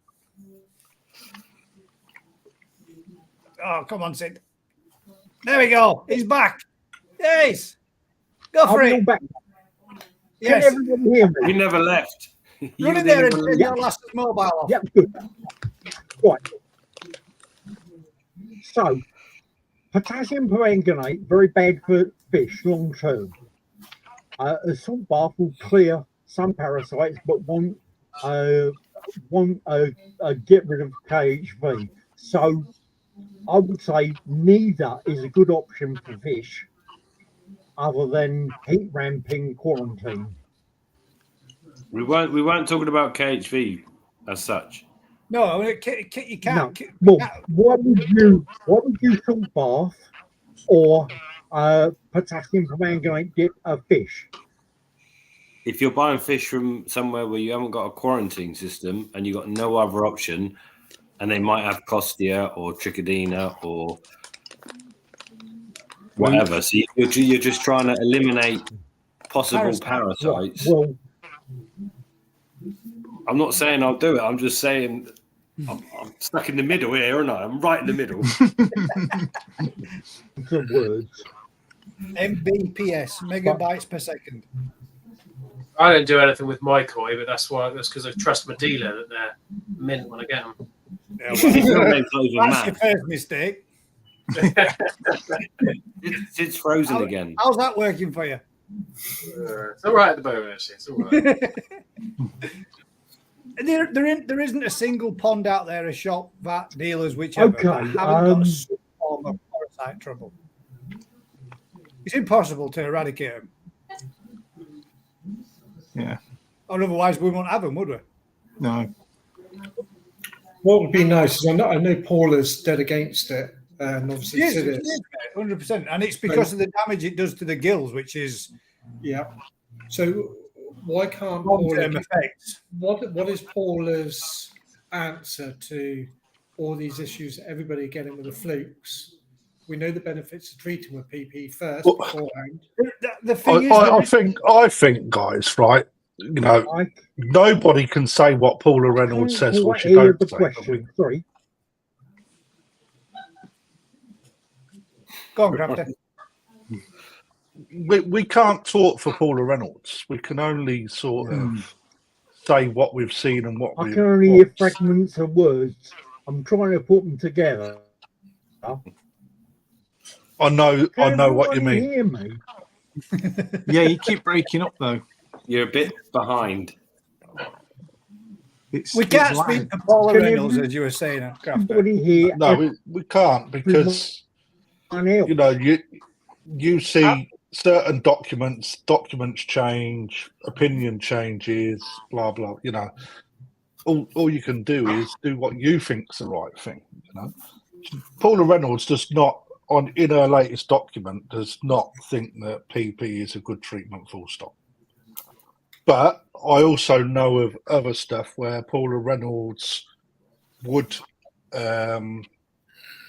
say the only thing that you can do is use PP in order to combat what you're looking at.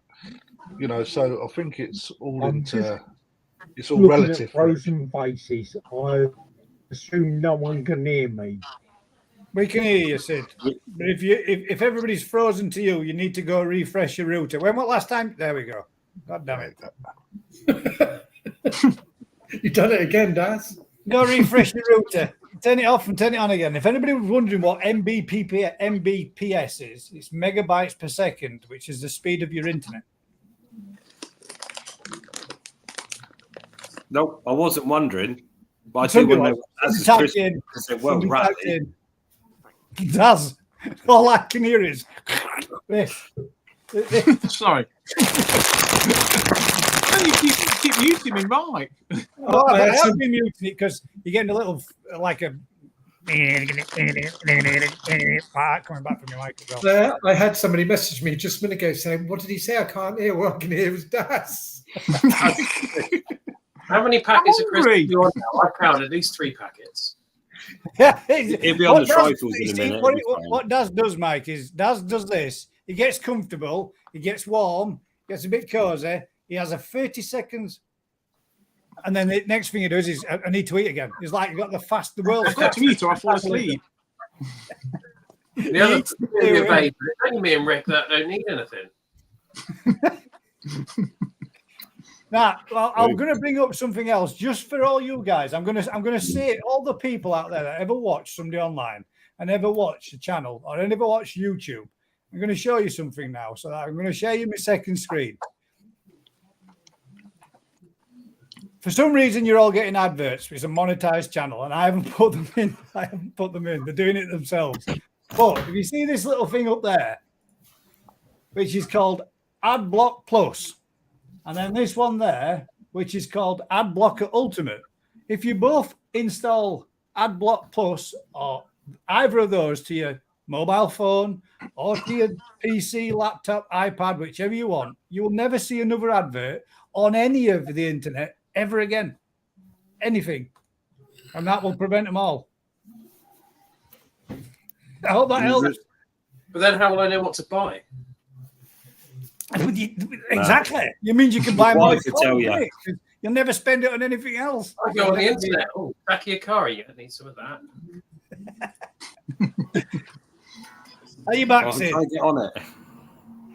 Run me through that again, Gaz. Yeah. Well, I'm trying to find it as well, Gaz. But it's called AdBlock Plus. So type into if you want to do it on a mobile phone device, if you go to your service, whatever it is, iPhone, if you've got iCloud, whatever it is, go on there. Or if it's on your other one, if you've got, I don't know, wherever you type your mobile phone, you've got, what's the other one called? If you've got Android. If you've got an Android phone, you get somewhere where you get all your apps and everything from. If you type in the App Store kind of thing. App Store type thing, yeah. If you go into App Store and get AdBlocker or AdBlock Plus and install that to your mobile phone, and then every time that you switch on, you can do it on your TV too because it's a Google browser. You can do it on them all. Any device right now. the internet, you can put an ad blocker on, and you will never see any pop-up adverts ever again. I've been running it on my PC now for 25 years. You're well behind in times.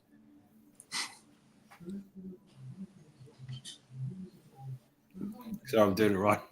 You've had a PC for 25 years. I've had a PC since I was 11, mate. A Commodore 64. My first one was a Commodore. ZX Spectrum. What was the one with the floppy keyboard? Is that a good Looks one? like we might very well have. You have to put it closer to your camera without your backlight dazzling it off your forehead. I think you've killed Oh, Sid. it's an app one. I haven't got an app phone, man. Why has it done that? You carry on amongst yourselves. I saw that. I shall, Rick. When I see you at weekend, mate, I'll install it on your phone for you. Nice. Can you do it on both phones and my laptop? I'll bring them all with me. Bring them all. I'll bring them all. I'll just sit there all night sticking them all on Amstrad. There's nothing else to do at the hotel, mate. It's fine. Yeah, there is a bar. You can prop that up all evening and a swimming pool. I'll have drunk that dry by 10. Right. Have you seen National Lampoon's Vacation with Chevy Chase? Yeah. That's the hotel you guys have got. It's Where it turns up and it's Come a on, shit it's pit like swimming 40 pool. towers, man. There's cats floating in it. Crafty's so jealous, isn't he? I'm not, Figure out mate. some beds. Trying to and spoil it for masters. us. I think we might have lost Sid, guys. He'll be Yeah. But back. if you see Sid, tell him. Join us next He's week. got so much information in that head. It's He amazing. has, mate. He has. A heck of a lot. Go to his website. Some of the articles are really. If you're a bit nerdy, I've had a look through his Manky Sanky website. There's some really good topics on there. He's a very clever man. I've got another topic. If we're waiting for Sid to come back, I don't know if any of you would know about this. Secondary Benny. Does it go away? No. No. Well, it does. A knife. It does if you it does if you do what they did originally before it was there. You cut it out. Scalp it off. Mike, If have you you got paid a good price for an expensive coin, that's had a little bit of work, mate, and you get colour food, the likelihood is that Benny will or whatever will come back. Mike, You have you never got a buy picture? from a dealer that gives you koi with secondary Benny. Have you got a picture of the fish, Mike? I don't know. I've got it's the one I got off that auction, which came through Matt, but I didn't actually. Oh, nice move. Pass it on, Del. And yeah, it was lovely. Yeah, Have you got the pre and Middle stage. Pre and post photo. Looks like you've got secondary Benny just come up, Matt. That's All alcohol. koi are going to be prone to it. So at the end of the day, it's going to happen at some point on a lot of fish. Yeah. And a lot of fish are strong Benny. It's going to happen more and more. So, yeah. Just you not can't when they're blame the this dealer. side, Matt. It These can are, depend if it's like a Shiro that's been from a shower spawn as well. There's a bigger chance that you're going to get Benny come up on it. Sakai Sankeys, and some of them are actually developing new spots of actual Benny, not like little light pink bits. But there's one, and it didn't have any on its nose, and it's got proper Benny on its nose now. It's not like secondary, the real Benny, which I didn't think was right because I didn't think Benny was supposed to develop. Can do. Look at some of the old grand champion from about 15 years ago developed Benny pattern later in life. Oh, really? Matt Sinowski line, but it's not something that's common, and it's been bred out of fish. How old is the koi, Mike? Nisai now. Nisai. It's kind of appeared on the face and the cheeks, and it's getting darker and darker. And it might turn into real Benny. I don't know. It's got so dark now. I look at it, I'm like, is that even secondary anymore? It just looks. If it's on the cheeks, it's not great either way. No, That's all not a good that's all spot the for green it. water, Mike. There you go, Matt. That's all the green water. All the green one. He's going to blame the water now. If we blame the food next, It could be. I've got another Koaku completely white now. So one fish is gaining Benny. I think it's stealing it. Must be stealing it from its mate. that's not sounding Where did good. you get that from? Was that from that as well? Yeah, well, That's two. wait, the first one was from an auction that went via Matt, and the other one was, that one was from Matt. It's still Matt's fault. You can't. It's just got to be Matt's To fault. be fair to him, he picked it up from an auction. Matt was the middleman. But it doesn't matter. At the end of the day, you buy from you could buy from Sakai, Fish Farm, Dainichi. You'll have fish that lose Benny, and you'll have fish that have secondary Benny, and you'll have fish that have secondary Benny to the point where it becomes proper Benny. They change. They're living things, aren't they? Yeah. You are not going to. It's frustrating. You only see Hello, Marco. a small amount of good fish, and at the end of the day, the more fish you buy, the more you'll learn which ones to avoid, which ones to buy. Everything you do to them will change what Mike, they're up to. send me a picture when it was in its prime. You He's got going to refund it. Is Nisai pushing into? Yeah. There's no koi in the world that looks amazing forever, is it? They literally Well, this have is it. We all get this image that the fish is going to stay pristine for the whole of its life, and it's just not going to happen, is it? I mean, look at us. We are. We're all pristine. So we are. Yeah, I know. Oh, fucking How hell. much work have we had done, though? I ain't fucking pristine, mate. I had a shave last week and everything. Yeah. certainly at our age, there's some people you wouldn't want to see in the Speedos. Yeah. Why? People told don't me still wear last night, Speedos, you do they? said, don't forget your swimming trunks, but don't bring no speedos. I said, I've got a speedo, but I've got a thong. You know when you see a bird wearing like little like swimming trunks, when you see little black hair poking out, and you think, oh no, my black hair goes down my legs. It's like, what is it? What is that long? Yeah, Like Neil out the young ones, that sort of long. everywhere. There's no way of keeping that in pants. Colin wants to know what's Rick Keep you warm in the winter. in and out.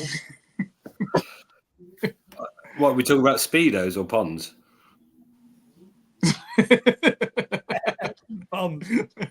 I don't honestly. I don't. Unless you've got like borehole water that's amazing. What you just I don't get it. How do you, right then? My question to you, Rick, is when you're saying this, and I because this is a bit I don't get. You saying maintain the water that you've got. How do you maintain the water that you've got when you're doing water changes, filter cleans, which loses water? Well, you're not then. So you have to replenish that water, don't you? I'm not saying you're in a situation where you're saying, I've got to clean a filter, I've got to replenish the water. He's saying, what's my thoughts on trickle in, trickle out? So he's saying, let's put fresh water in and let pond water go out. Yeah. So unless you've got better water coming in than going out, why would you put in water that's worse than water going out? Yeah, that makes sense. So there is some people in the country, be it so you might have better water that you can put into your pond, and you can take out water that's of a lower quality. It's got higher organic, whatever your reason you're doing it. But most people, you're putting in tap water, even if you put it through Big Blues or whatever. But at the end of the day, it's not. The water in your pond is probably better than you're taking out better water and putting in worse water. And the amount you're doing is kind of negligible. You're not going to remove. So if a customer comes into us and goes, "Oh, I've got really bad ammonia and nitrite problems, should I put some fresh water in?"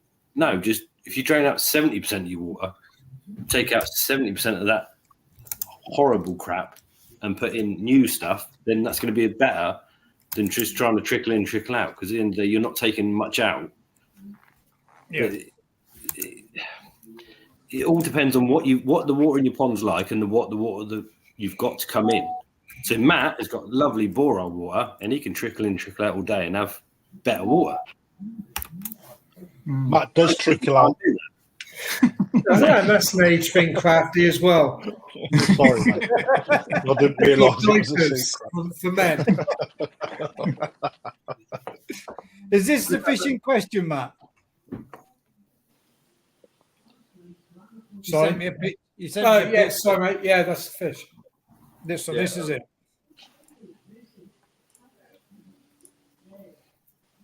So how long was it, Mike, between one and the other? So that was the beginning of the first season I had it, and then the picture on the right was the end of last summer.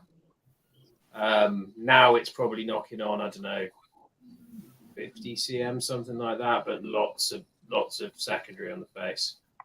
Yeah, size 10 scalpel sort that out. Well, not being funny, so from picture A to B, what I can see there, it is done fish. Amazing. That's just exactly what you'd hope it to do. Yeah. And then I've not seen the next picture. Unfortunately, is there another one? All right, no, I haven't got that. Just Jigs' one. I'll try and get a picture of it recently if I can see it, because the pond's so green. But so basically, what you're saying is it's developed lots of secondary around the face and around the face. Yeah, but that's a pitfall of. That's just a pitfall of any Go Sankey variety in it. It's a good fish. It's got better, then it's got worse. You could blame yourself as a hobbyist or the dealer that sold it to you, but in reality, that's just the genetics. You ain't getting around that. Oh yeah, it's not. Monte Carno's the same. Nothing when I bought it. All over its face now. You buy a fish like that, you're expecting the benny to get redder and the white to get whiter and all that sumi to come up and it to look amazing. But in reality, 9 out of 10 fish like that, either you get secondary benny, the white's crap, or the sumi don't come up. That's why there's only so few top end fish, because it's a gamble, isn't it? You don't all do what you want them to do they? No. That's the beauty of Tosai and Nisai, isn't it? They're not a fish that's nowhere near finished. Yeah. You got to hope you get a good one, or suck it up when you get a. All I'd say is you probably got the Sankeys, the fish that's developing secondary benny. If you cut the colour food, you might reduce that. The fish that's lost benny, you ain't going to do nothing. That's the one that's lost the benny. I'm not that fussed around. It was one of my first cheaper ones when I first got into the hobby. So the best thing to do, mate, is to never get too fussed about any of them. It's true though, because eventually your taste will outchange that again and again and again. Each time you'll think, God damn, I've been and seen some fish there and they were way better than what mine are. And then you're going to do it. As long as nothing happens to my Karachi guy, we're fine. That's one that Matt got me. Absolutely. Crafty dusted himself. It's all right. Crafty, Did you hear that, Crafty? I weren't listening, mate. It had your name in it, so like that. He's waxing his body. He's not even got a t-shirt on. That is his natural hair. That's my sunburnt body. The comment you made. Where did you get your crushy from? The food. Stop feeding the colour. It works, but then not when you got other fish in the pond that you want to bring the colour on. Well, just buy loads of Sheros and you don't need it. There's no one fix all, is there? Everyone looks for something that's going to be perfect for everything. It doesn't work. You know, you can't have a pond that's perfect for kahakus and perfect for Sheros. It doesn't work. You can't have foods that are perfect for everything, for growing tozai and keeping yonsai good. You've got to have either balance or you go down a road that's very specific. A general pond, you can't make everything perfect for every fish in that pond. Yeah, you can just do what you do. The question I'm always asked. I am fucking starving. Keep talking about food. You didn't even mention food, did I? You did say balanced food, colour food, growth food. Is the delivery not been yet? Mrs. is out. Oh, mate. You're looking really fit and trim. You've not had a McDonald's today, have you? I think that's coming, actually. Secondary bin is come with or without colour food because it's there, isn't it? It's what's going. If it's going to come, it's going to come regardless. Yeah, but you can promote it or non-promote it, can't you? That's 100%. So yeah, just because genetically it's going to come, you can make it come 12 years time or not at all for a bit. Right, Kelly. She's actually. Before you go, Kelly, let's get your question up for you because then it might be. I'm pretty sure it was Kelly that put. God damn it! I had the question there as well. Have you not memorised it? No, this is a long question. I had a koi sitting on the bottom of the pond yesterday. I tested the water and all's fine. I did several scrapes and found nothing. This morning it was sitting at the surface, not doing anything, not eating. Saw the other fish flashing, so I decided to do a PP treatment as something was bothering them. After about 30 minutes, the sick fish looked a bit worse. So I removed it from the pond and popped it into a tub with an air stone. It looked happier at first, swimming around a bit, but then sadly it floated to the top and went belly up. Then sadly it passed away fairly quickly. My question is, did I do something wrong or should I have done anything else instead? Not sure if I killed fish. It. Fish was scraped. Just did a scrape, everything was scraping clean. Not sure if I killed it or was it just going to pass away anyway. All other fish are fine and eating well tonight. Yeah, sometimes it's either one of those things, or it's a gill issue, isn't it? So you've got. Sometimes you can have a bad reaction to PP though, and just keel over. Yeah, if it's lead on the bottom, that's gills. That's gills. If it's lead on the bottom and the other fish aren't, and then it's sat on the top looking unwell. Dopey. So basically, either it's not obtaining oxygen properly, or it's got like something going on internally. Yeah, some serious issue. So if you do a gill sample under the microscope and there's nothing there, fine. Because a lot of people do scrapes, but they don't do gill scrapes because they're scared to get it. When you say gill sample, what are you actually looking for with a gill sample? You take the gill cover up, you take some gill filaments. Tissue or... No, you take the gill filament. You take a sample. Yeah. I mean, are you looking for like white pieces of gill where it's dyed, like the filaments? No, it's not meaning cut a section of the gill out. It's mean take a scrape from inside the gill. Right. And put the gill under the microscope. Sometimes you'll find that there's a parasite that's only in the gill or a problem in the gill that's not on the skin or whatever. So you can do a skin sample and find there's nothing. You do a gill sample and find it's absolutely crawling with something. But generally, it's probably that fish has got a problem. Sorry, go on, Rick, mate. Yeah, she's not done anything wrong, and there's probably nothing else wrong with the pond. And that fish is probably on its way out. Yeah, regardless. It just sped up the process. Yeah, a lot of people miss when they're doing their health checks on the koi. A lot of people miss checking the gill. Yeah, you know, it's like you're looking for necrosis in the gill, which is like a brown off color. And healthy gill's a bright red sort of livery color as well. So you know, you can actually catch a fish it's got a gill problem quite early through watching. It's about being able to turn that round now. It's quite difficult. Treatments can finish a sick fish off. 100%. Yeah, absolutely. Imagine you're struggling to breathe. Someone pours a load of formalin down your neck. You're not going to do very well up here. Kill or cure, isn't it? That's the problem. A lot of treatments are they're quite aggressive. So if you're unwell, you're going to take it. Chances are it's not something she's done. It's that fish is probably on its way out regardless. If a second fish does it, then worry Everything about has an infinite It has number of arrived. heartbeats, doesn't it? At some point or at some stage, it's going to die.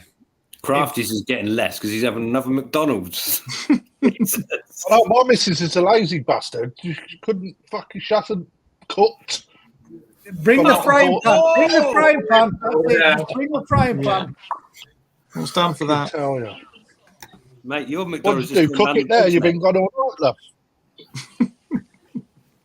You're brave, you. Especially Mate, when you this are is getting being nothing. broadcasted. I can have a whole queue of women with frying pans to clout your out head with it. It's all right, man. You can't get through that. Thick as fuck. I think the dog's just ate yours, Crafty. My head up, man. I've just worked out, Crafty, your little kitchen's got an island because that dog's going round and round. That's right. Oh, that's what it's filmed on a loop. There's laps, man. Have we got anything to talk about tonight anyway? Well, the comments and the questions are becoming. I think, to be fair, mate, at the end of the day, we've pretty much gone through everything that everybody could have ever asked in the last 72 episodes. So it gets to a point where, unless someone's actually got an issue directly, eventually. No, Sid's got a lot more to tell us. I'll tell you what he's got. We need to scrape that out of his mind. Every bit of information. Cheers, he's got, my darling. Yeah. Don't we? Have you checked if this is a winner? You have. Look, that's proof. Look, she's had a go at that, hasn't she? Look. It's empty, mate. She's not had a go. She's eaten them. God damn it. No winner So- on that. Take a gill filament and microscope it. Yeah. Yeah. That's what I was saying. Yeah. Gill sample, yeah. You don't need to scissor, no. You can literally just put in the corner of the slide or Tweezers. anything to do with it. Just a little bit out. And you can see But the gill dissect it. filaments. If you look, Pete, it's a dead fish. Not a dead one, do have a live No, one. Well, no, I was on about the dead fish, right? Dead fish, Oh. dissect it and learn Yeah. what's going on inside your fish as well. You know, there's loads of stuff you can We did that, didn't we? Oh, we did, yeah. Did an autopsy on one that we didn't know what. We had what we believed to be one heck of a big female loaded with eggs, and we brought it in. Oh no! Did it explode in your face? We brought it to put it in a new environment, and within 3/4 of an hour, it was bellied up when it does, and it just it changed from where it was to where we put it into a new pond, acclimated in everything fine, and just keeled over. So we're like, God damn, I mean, that's got to be rammed full of eggs. And we dissected the fish and took it open, and it turns out it was a complete male, and it was just full, and I mean full of fat deposits everywhere, just tons of shit. And it was basically Fred giant Rice Krispie pellet whatever, on sticks. That's so it was it, just shit food, and it was just a very, very fat male fish. Yeah. Tetra Pomfu's the best. It I says so. didn't mention any brands. I wouldn't want to upset any sponsors. Mate, I'll fucking say it. Tetra Pomfu's shit. What's this one you sent to me and now, Matt? It's just like having two McDonald's every night. Ricky's Once a already, week. Ricky's already seen it, but we're crafty on it. To get his perspective on it. Well, what done? Oh, Oh, yeah, that one. Matt Spawn. Oh, go on, son. Do you reckon it's spawn or worse? Wind. That's dropsy, mate. No, it's It's definitely scopes. It don't look like spawn. It looks like air in it. Spawn don't come from back at gills. It looks But like a it's Tambasaba. fat. Gimrin Tambasaba, mate. What's the feeding regime on that? It does, doesn't it? Yeah. Pretty light. Is it a greedy fish? Yeah, it is a genuine chag. I mean, Yeah. you could try deflate it because I bet you that's either a lot of liquid or a lot of air. Can't be air because it'd be floating, man. Yeah, I'm going to say, because it's swimming all right. It could be liquid, couldn't it? I've got a Deutsch chag. I've got a Deutsch Karashi. And that was such a greedy fish, it just fucking bloated itself stupid to a point where I thought it had dropsy. Yeah, that looks like it's got something definitely going on in there. Yeah. That's not spawn, anyway. No. I would for science.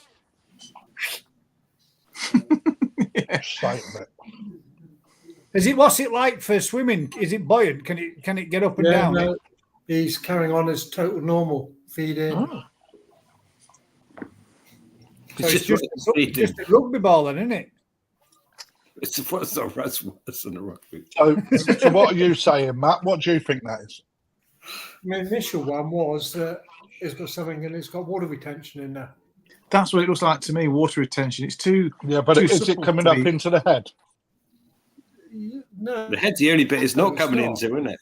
Well, if it's water retention, then surely that's organ failure. So Organ failure, liver failure, that'll be organ failure. Yeah. Therefore, it should actually start to seep into the head and push your eyes out. Yeah. I wouldn't. I'd sell that pretty quick as what do you call it? Chagoy Tamasaba. Well, short. And a good one at that. It's big, isn't it? It is. It's cracking fish. You market that as a new strain. Yeah. It reminds me of Matt rubbing his ball back now.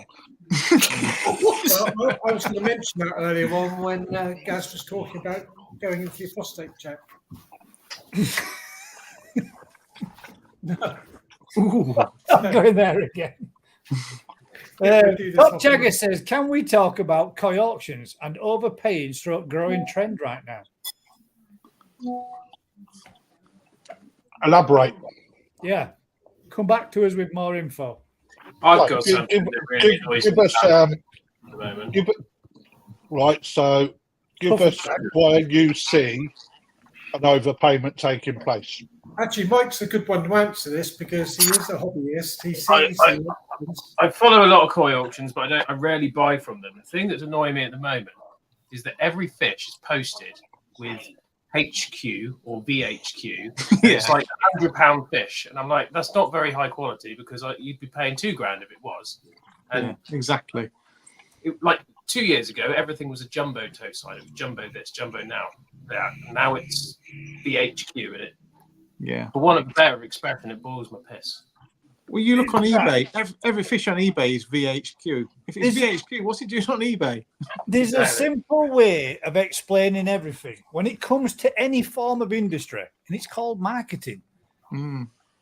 Everything is brought out with a new terminology, like golden corn is a different variety, totally different fish. Golden monkey, but actually, golden corn are a variety. Yeah, that's not what I'm a saying. name. Yeah, that's what I'm saying. Yellow monkey is a name.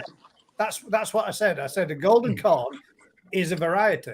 A golden monkey is a spin-off of a Ginrin Karashikoi. Is that a Black Zeus? one then, Daz? Golden monkey is a Matsukawabaki.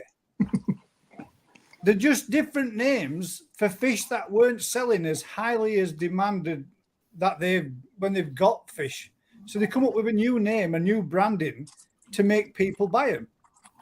And it's the same thing where anybody comes up with a fish and said VHQ. It's just another terminology that someone's pushing to put with a tag and a price on a fish to get people to purchase them. Yeah. Yeah, I get it's marketing. It's just I find it so overused at the moment. Oh man, VHQ. Same as the 10% extra, but you're not really getting 10% extra. It's just the same size tub with a bigger branded label. You get 10% extra labeling. I think a better terminology or better word to use is hand selected.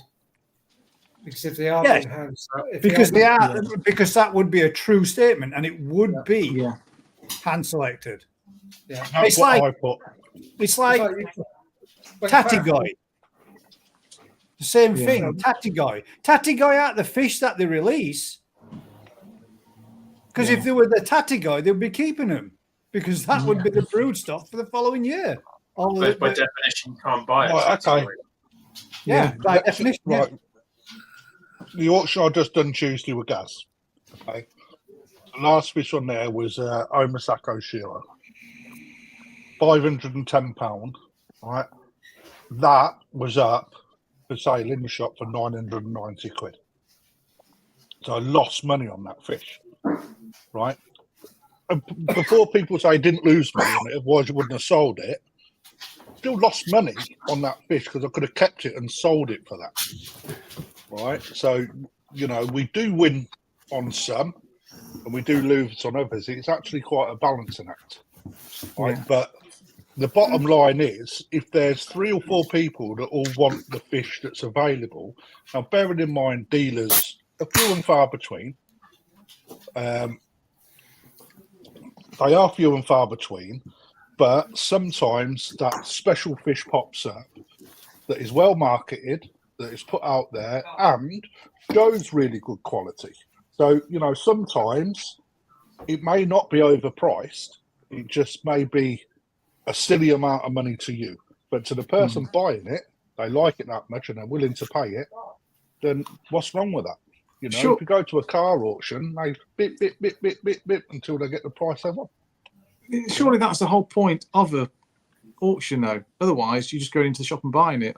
You win some, you lose some with an auction for both parties, both the buyer and the dealer. Yeah, and Gaz will tell you after the live finishes. I often share a bit of info with Gaz, and I am, you know, very honest with what we do, and quite sometimes I'll lose money on most of my fish from what I can sell them in store. But it's all about, you know, the enjoyment of the auction, isn't it? It is, and that's that whole thing. It is like the excitement of it. It is a bit of a gamble, and the thing is, sometimes people will get in a bidding war, and they will bid between themselves and take it higher than people were expecting. But that's between those two individuals. In a moment. No one's forcing them to buy it. Do you know what happens in the auction? Everyone watching learns a load of shit.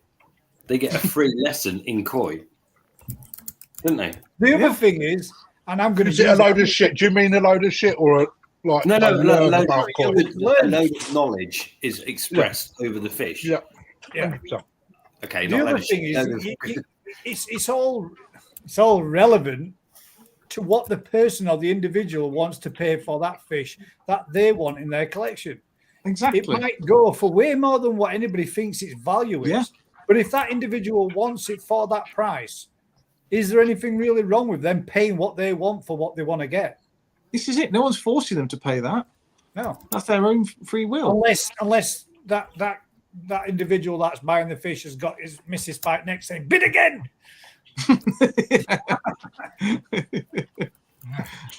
Fish as well. And I think it's more the other way around. Stop bidding. Yeah, stop bidding. Yeah, man. It's like I put the Akabut zebra on that we auctioned on the fish tonight. God, so nice fish. Well, I'll come back to that one in a minute, Top Chagger.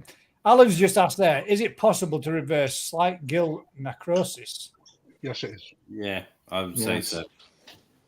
It must be because he's quite slight. You can't. It doesn't regenerate as such, but yes, you can stop it, and the fish can still be all right. And the gill tissue will slowly, it's a difficult one. How do you stop it though? Well, it depends what's caused it. That's the problem. So if you've got a koi in a shit pond where the water quality is so bad that you've got a bacterial problem that starts to damage the gill tissue, and you sort that problem out, then obviously you can stop it. Yeah. And the fish will start to heal up, but it won't regenerate the dead tissue per se. CT is a good treatment initially. Yeah. But if you've got gill necrosis because you've got a viral problem, you ain't. Yeah, it's one of those. It's what's caused. You have to know what you're tackling. Yeah, I think my mats of Kawabaki, Rick. Remember when I thought I'd got bad gill flukes in that, and you said if we give it the salt bath job, it's either going to kill or cure. And I had 2 fish that were bad with the gill flukes, and it was both the fish that I scraped, and I was, my shit, man, there's a lot in there. And when I give both those 2 fish that salt bath, as you told me to, the following day, the butterfly koi, it gave up the ghost. But the Matsukao back. What a butterfly koi. I did have one, mate. Yeah, I had 2 in fact. Awesome. To give one to my dad. The second one that died after a couple of days afterwards. But the Matsukao Bake, it ain't never been right since. But it's still alive and it's still functioning. I think it's also got a bit of problem with bladder control now, swim bladder. Because special pants for that. It can't keep a little bit like Alan. And it's sinking when it's coming up for food, it's constantly having to keep propelling itself to stay there for food. It can't get that balance. So, yeah, you imagine a person though that's got asbestosis or exactly, yeah. You kind of can sort the condition out to a point, but you're still pretty screwed, aren't you? Yeah, it's still got quality of life. It's not lost weight. It's not losing body mass, but it does spend a bit of time when it's fed and it's had a swim around or whatever. It does settle down to the bottom. It's not getting no sores, no red marks on it underneath. I've checked it and took it out and had a double check, but it ain't the same no more at all since that bad case of gill flukes. Interestingly, on the web, it's actually saying one of the recommended treatments for it is potassium permanganate. Yeah, PP. Yeah, PTPP, mate. Yeah. A lot of people like it. There's a few people that are being pumped, but why PP? Well, what else do you suggest? Tell me a better alternative. Depends what you're treating, doesn't it? PP for what? Exactly. Well, there was another one that I just said I'd come back to Top Chagger. Top Chagger said, but on an auction, why put a starting at 200 and then reserve at 400? Because the fish holds them at 400 quid. They start the bid off at 200 to get people in. Because if you come in and put in, right, I want 400 quid for this, most people will go, I'm not paying 400 quid. You don't get a bid. So you don't get a bid. So you start the bid off by the reserve at 400 is because that's what the fish owes them, 400 quid. They've got to make more than 400 quid to make profit, or otherwise they might have just said, you know what, guys, we're just going to keep buying fish every week and just give them you. Yeah. I get that as well. At the end of the day, if it's your minimum you'll take for the fish is 400 quid, then a lot of people say, well, then start the bidding at 400 quid because that's the minimum you're going to take. But there's also the coin side of it. If you start at 99p, loads of people get interested in the bidding, and it will go beyond the 400 quid because there's people interested. That's the same. I think what he's probably saying, Craft, is you need to, when you do an auction, is you need to put the reserve there. So people see it. So they're not bidding, and then you go, well, you've not met reserve. They need to know what the reserve is. Okay. I'll take that point on board. Yeah. That is the way that you would normally do an auction, though. So we just sold by auction a house. We set the house. I don't tell you what the reserve is, do they? We tell you what the reserve is. We set the reserve at 500. It's not one of my houses, by the way. So 500 quid. That's cheap. But they started the auction at 250, and the idea of it is if it actually gone up to 480, is put back onto the sellers. Do we actually want to sell it for 480? I know we have a reserve for 500, but actually, we'll let it go. I'm going to let it go. Yeah. But if you look at anything like an antiques auction, and they've got a rare Rolex watch, they will say that there's a reserved bid for it, but they won't tell you what that reserved bid is. I think they call it on approval. It has to be approved. That's right. By the seller. Yeah. Yeah, but the other side of that is if you're bidding away on a nice Shiro, or I'm pushing my boundary, we get to 400 quid. Oh, that's the last bid I'm going to make. I've won it, and then Crafty goes around. Well, actually, you ain't made the reserve yet. That's a bit shit in it. The reserve didn't get met. I know, that last Shiro, but I flipped a coin for it. I wouldn't have done that, mate. I very nearly took it. I very nearly outbid it. I really don't need any more sheros, but that was a good fish for that money. Yeah, I know, very mate. good fish for that. But you know something, Rick? People don't appreciate that. Of course they don't. Yeah. For a They bargain. really don't. The only reason I tune in, mate, is to try and get a bargain. I know it is. You we said that afterwards. I've not actually seen you. Mate, I've got a pond. I'm going to start charging you food. No, mate, I hope you feed them sake, mate, because by now they've doubled in value. Got taggers put in there, but that's not the greatest way to do it. It's a monopoly, and that's shit. But nobody's making you bid. Nobody's making you watch. You do so by your own free will. I think it's not like somebody's going, you will bid because I'm putting missing. your arm up your back. All these auctions, right, are teaching people a lot more about body conformation, color quality, scalation, the finer points of koi that you will never learn. But you watch these auctions, and there's 150 people watching the average auction online, and they're learning shit for nothing. Yeah. Not shit. Oh, sorry, I missaid it again. They're learning information for nothing. They're learning qualities about sashi, kiwa, body shape, the whole package that you'd have to pay to go on a course to learn if you wanted to, or go and spend time with someone. And everyone's getting better at their understanding. Okay, they might not want to buy the fish, but actually they're starting to appreciate why a fish might be. There's a plain Matsuba. Shit, it's gone for 1,600 quid.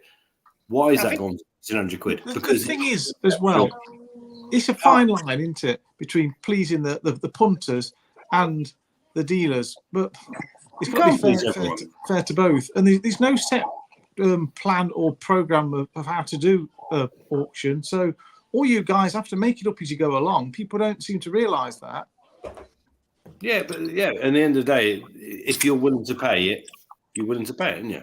Yeah. And those finer points, and if you want to buy a show quality fish, the little bit of difference between the pattern from a fish that's worth $5,000 and 500 quid is quite minimal in some respects. You can look at two Kikasui, and one could compete in a show and one can't. Yeah. That difference is going to cost you a fucking bomb because that little fine difference. Or you've got that one that may go where you want it, like may get to that stage, or you've got one that may not. But that's why it's not in Japan. They keep the ones they know are going to do well or have the best chance, you know. But they can't keep them all. That's, you know, the fact is they really can't. The other thing to remember, though, as well, Crafty, an auction is not just to move fish on.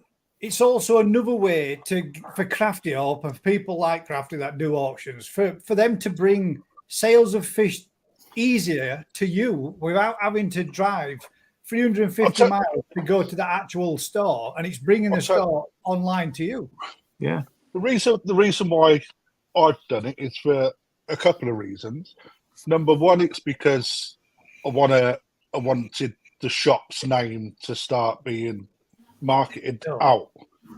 Right? It gives me a platform to promote the things like the website or events, etc., etc. But more importantly, my shop's been going for years. Before it was Perfect Aquatics, it was the Japanese Koi Co, where Clive went a bit loopy and it nearly went through the floor, bought out by my boss. And it's never had somebody in that department to drive that Koi area where it should be. Right? You know, and we've got 56 ponds, I think, that are all at point of sale. I've never been to a koi establishment with 54 ponds in the UK. Been some good places, but you know, that's to me it's like a big selling point, right? So, you know, it's all about that. But then every shop has got a catchment area, and I can't physically put all of our fish on a website. It's just fucking far too many. Right, so only select fish get put on there, and on top of that, what can I do? Well, I can take the shop to you by doing an auction. You know, I don't get the money that I'd like for something. So, if I'm honest, I'll be perfectly honest. I've seen a couple of auctions where I've seen good fish go for fucking huge amounts of money, when actually I could put another one in that I personally think is better, and it gets a fraction of the price of what someone else is making tomorrow. You know, and that is very deflating. Right? But But at the that's same pretty good time, market, I'm only isn't it? 1 year in, when other places have got 8, 9, 10 years of building their shop, you know. But it is Yeah, still deflating reputation. because a fish value is a fish value, you know. But it's There you whoever's go. behind it. I have to travel 330 miles, so an auction is great. Then the reason why I brought that up and said that is I see weekly in all the groups that I'm on in Facebook groups. Can anybody tell me where I could pick up a good so-and-so? Can anybody tell me where I could pick up a good koi with a reasonable price at X, Y, and Z? And then every time I type in the same places as a response, which is, you know, Matt's, Rick's, Perfect Aquatics, whatever. He didn't know who you were then, Crafty. He's like, He does. He had to read it, he didn't he? When he first came to see me, he fucked off to Girly Aquatics, a prick. No, that was not me. He handed over his card to see what it was Right worth. now. Don't be blaming us. God damn it, man. It was not me. I said, do us a favor, Google that. Find us the address. Who Googled it? A postcode and I drove to it. Who Yeah, gave you the Wax would not postcode? accept your card, Crafty, mate. Crafty, I'll be honest with you, mate. I had absolutely zero idea, right, where we were, right? I had no idea. Walked in and filming round store. Guys, you don't have to explain yourself. No, I've got to do this, mate. I fully understand. This is how shit Daz and Dave at the particular time Hang was. on, hang How on. I'll bad they tell you was. the truth now. No, Dave, Hang on a minute, there's a lie going on. I like it. Dave gave Gaz the sat nav address. When we get there, he pulls up at the car park, and I says to Dave, I says, this is really not Aquatics. to me. They didn't say this to me, so we walk in to the No, shop. I said it to Dave because I says to Dave, I thank you. says, he's going to flip his shit when he finds out we're at the wrong place. I say, shall we tell him? We agreed not to tell him. So we Nice let him place film this. all All these around. ponds have got windows. No, but the thing is, Crafty, right? I'm walking around, filming in this store, talking to you, right? I'm talking to you all the way through this store. I'm going, right, let's go see if we can find Crafty. I'm walking around in store, and then Dave goes, Gaz, I said, what? This is Daz. Have you told him?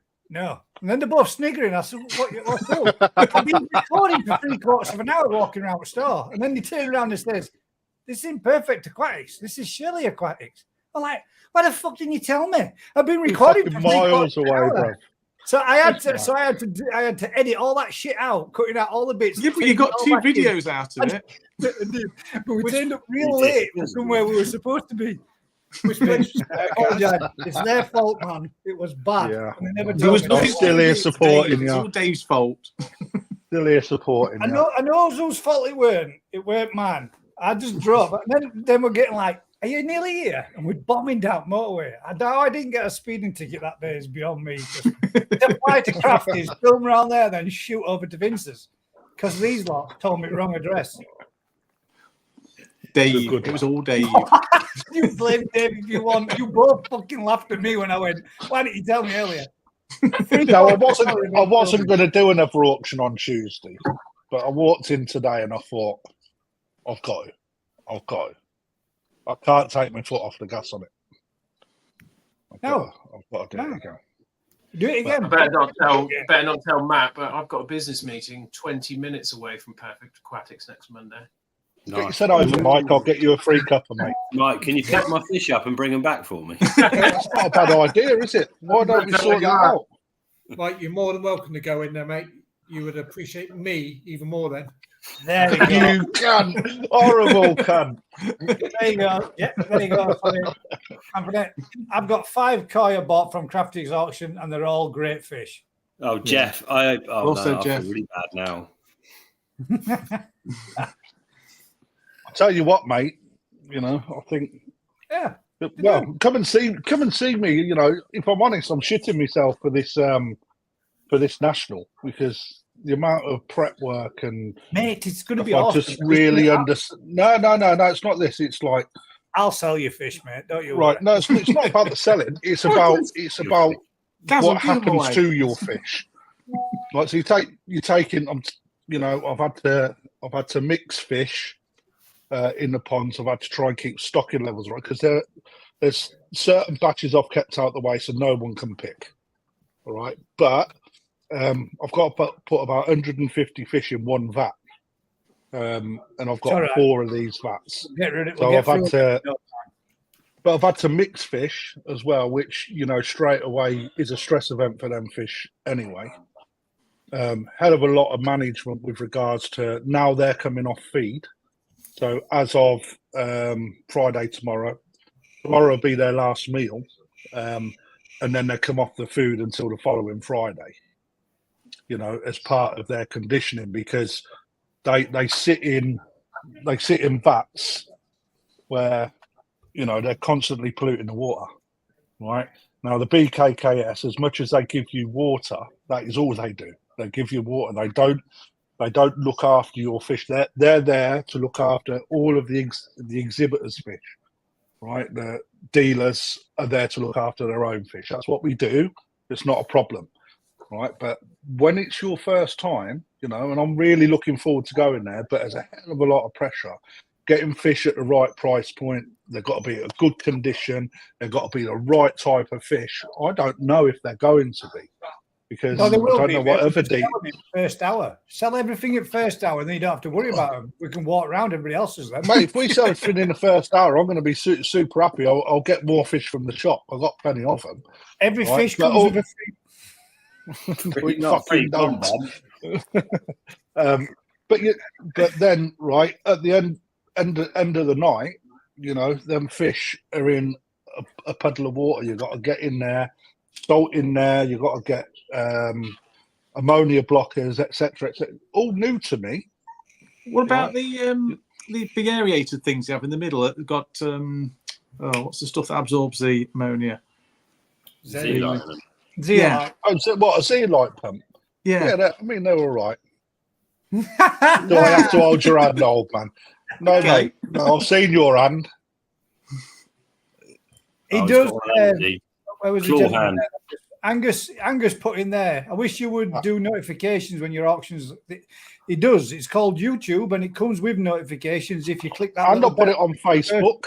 And it's on his Facebook group, which I'm And about. I'll do it on my YouTube community page, and I'll drop one into Instagram as well. If you're part of our loyalty scheme, we always send an email out to everybody as well. If you've It's not normally done always posted in there, none of them. and it's normally always posted in there too, mate. So if you join either of those two groups, you will always see his advert goes in there every week. The boss fucked up last time though, because it's the system we use is an American system. So when he put the date in, he put it in that it's British. So the actual auction went out 2 weeks later for bank holiday, a bank holiday special auction. Like it's like people ring, you got an auction tonight, Wednesday? No, mate. So are you not taking filtration for the fish for your vats?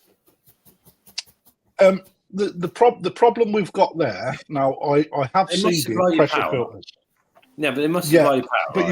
you get one plug, Rick. Right off that one plug, I've got to run 4 water pumps, 4 air pumps, UVs. If you want to go down that route, fucking the old pat testing boys aren't on this because right. But this is the thing, right? So on top of that, I've also then got to put a till system, stereo, as well. TV because the Yeah, football's kettle, iron. Fucking hell. I mean, electric barbecue out the back. Not only that, mate, but with it being on a grass event, I've then got to run all them cables as well. All right, so I've got to do a health and safety check against that. Extension. The other thing is getting them filters. They've got to be wet filters. They've got to stay wet. I will from now on. That's all right, mate. I've also got to move them pressure filters, and I've got to move them in water as well. There's just to keep the media all wet, man. No, mate. You lost the plot, mate. Why? Because don't run them. Just run them damp but empty. They'll live much better. The oxygen's better. Okay. First tip: drain the water. I'll take it, mate. If you run it with water, if you take a canister filled with water and they're gonna die because they deoxygenate. Take the water out and they won't deoxygenate, but they'll be damp. They'll be fine. Okay. Top tip, Grafton. But it's just 10% discount. Oh my God. But you've had enough fucking cheap fish off me, mate. I tell you, I want fucking 5 fish off you on that Asagi spawning. I do for free. 5 fish, easy, bro. Okay, All right, 25, maybe 50, and I want first pick, and I want them at Nisai. Let's keep it going. Don't think you have you, Rick? Have you ever done a show? Not a chance, mate. Absolute nightmare. Yeah. Because the reason being is it wouldn't be fit to be selling fish on the Sunday after the skin. Fucking drinks a lot, doesn't he? I would be. I like the next comment, mate. It'd be ruined. Not a chance. Matt, The next comment's the best, mate. You forgot the burger van and donut machine, Craft. Yeah, that's right, mate. I did. I do apologise, mate. I do apologise. Do you really get? Well, you don't get one plug.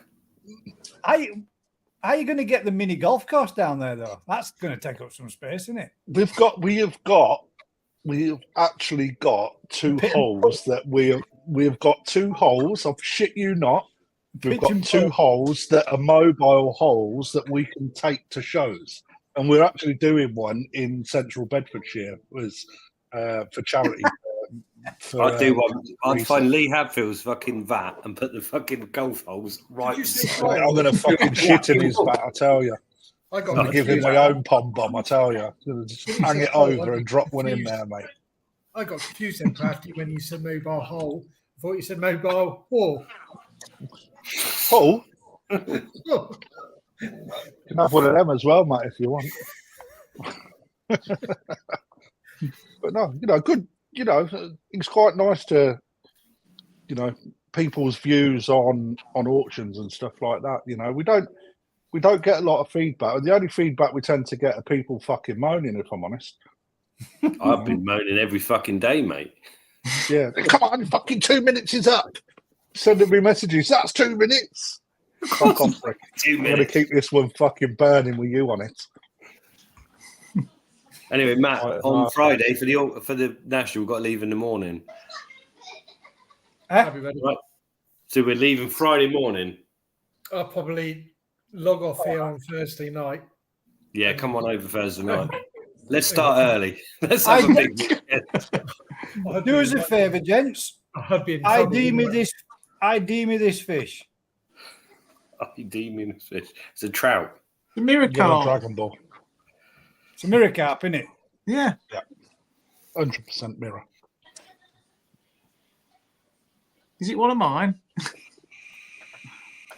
No, I was just asked. I put it down as a mirror carp, but it says the belly goes red. So I replied back saying, you can get red within afterwards. Yeah, orange is common on mirror carp on the belly, but I don't know about red. And showed it about being red underneath it. There you go. Yeah. That's red under a mirror carp. I looked it up to see if it was a case, and there is absolutely tons of them with red. Yeah, have we got a koi appreciation now? Fuck the we mirror have. carp. We have, mate. Yes, we get it at the bottom of the tail. Fluke as well. I have been asked a question there. I just purchased a koi from my local dealer, but I've read stories about how they can lose their spot. Is there any precautions I can take to minimize this? I'm currently sitting at 24 degrees, so no, the koi will have a temperature differential. What sort of spots? Tancho. It was a tancho. Tancho. I just saw a blank camera of an iPhone. Yeah, I did. Just a black screen. Well, that's what I mean. There is no picture there, so I can't find it. Feed it good colour, good food. That's a post on one of your comments. That's where it's to. That's a post on one of mine. Yeah, somewhere in one of your Facebook. Yeah, well, it's not in the area where I asked people to put it, and well, it's good food, isn't it? It's not in the this week's post your questions here, and it means I bought some really lovely tancho from Narita. One of them has started to lose its spot. You don't know if it's going to.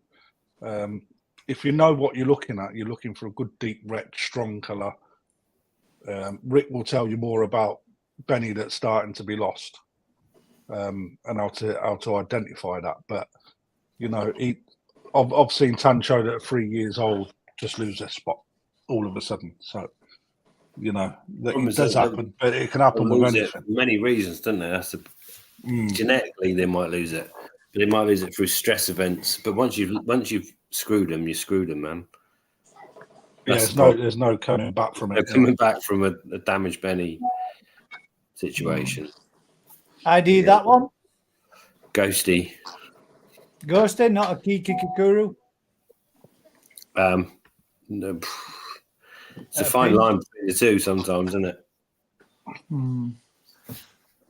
So either a ghosty or a Kikikuru. It's a Deutsch metallic dark based fish.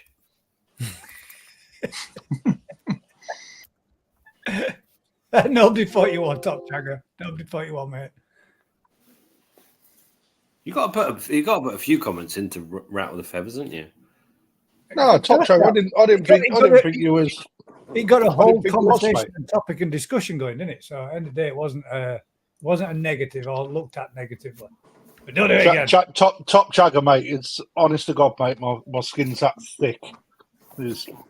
We had a question about koi showing earlier, right? The only place we've ever seriously thought about showing koi is the New Forest show, and that's somewhere we've looked at a few times. And that's where the BKKS ought to be. One of the they have 130,000 people over 4 days. Is it like a craft sort of fair then? It's an agriculture. It's just this event that takes place, and it's like, actually, that would be an amazing place to showcase. Yeah, I'd agree with that. I think that would be a good place. Yeah. To do it. We need something in this evening, gentlemen. That's a pretty good bowl. Let's just finish there. Let's just finish this. I said straight away. Don't get much better than that. Mate, 3 bangers. Yeah. And those are guys would seem a bit closer. They're really nice, them, aren't they? Yeah. 3 really nice fish. You can't knock them. They're so underrated when they're young, Matsuba. When they get a little bit older and that scale starts opening up and that fukurin starts coming, as long as you can keep them clean, they're fucking nuts. Yeah, I tell you what, that's a weird bowl, right? If you could put the head of the Akamatsuba, you can't do that onto the body of the Kid Matsuba with the scalation of the that's the pretty key Matsuba, isn't it? I think we might be in trouble already here, lads. Winner, 3 winners, night all. I don't know. I wonder what size they are. Does it say in the comments, guys? Let's have a look now. 50s. A 3 Matsuba, silver key Matsuba yellow, and Akamatsuba red. It doesn't say. More. That's not a bad one either. That's a nice fish too. Yeah, good scalation. The problem is, clean head. The Akamatsuba before that was amazing, wasn't it? Yeah. Just a shade variation of difference, isn't there? Yeah. Yeah. Just looks a bit eggy, doesn't it? Gary's literally just stepped in. How'd you get in from a leaving do? You have to leave again. I've had 2. As the England game, wasn't it, man? I've had a few. I can't help it. What was the final score? I had to leave it at 1-1. It's the worst I've seen England play in my entire life. Absolutely shocking. Even worse than the last one. Yeah. If I could have got out there with 1 leg and no arms, I'd have still beaten them. They were bad. We drew, but we shouldn't have. I feel sorry for every Danish fan on the planet because I should have won. Yeah, we was. Yeah, bad. Ryan, start out. Oh. Very clean head, man. Look at that. Isn't it? What do you even call that? The Chagway, I remember when he bought that. I think he bought that in October. Is that Marahiro? What even colour is it? No, Marishin, I think. Marahiro, there you go. There you go. Gin Matsuba. Ginrin Key. Ginrin Key Matsuba.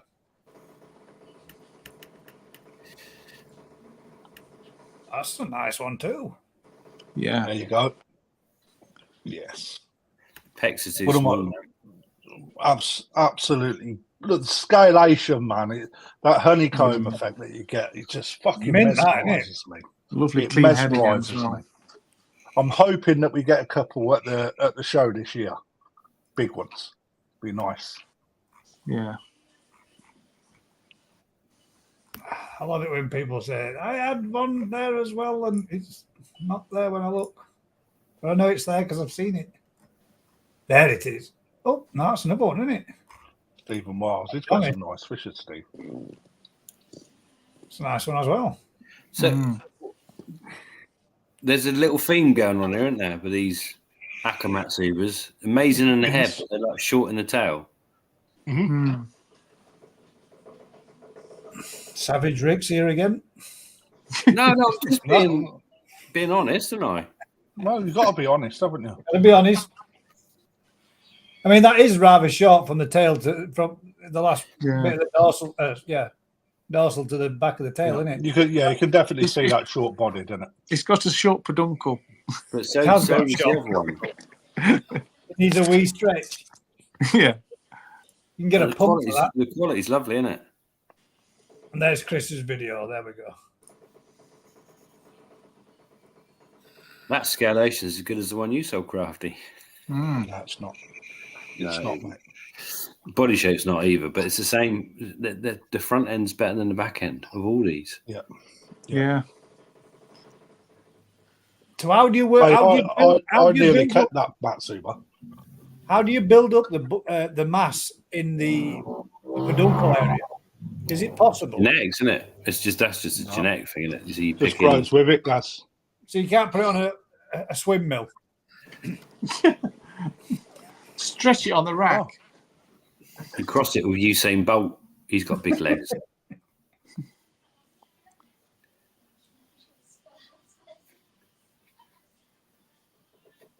There we go. A bit more info for Kelly. Tested the water again. pH 8, KH5, ammonia 0, nitrate 2, nitrite 2, nitrate 3. Would this be enough to cause death? No. Oh, god damn, there's another question here. There we go. Well, we'll come back to that question, Vicky, and we'll end with that one then. Eric's a smaller version to go with his bigger one. The camera's focused on the nets.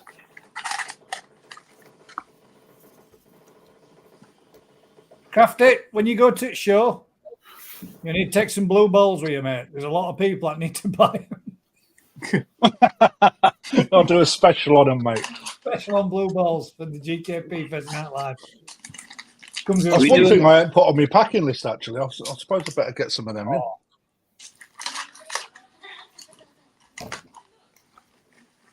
Nice body shape, but yeah, that's the best body shape yet, except for the first bowl.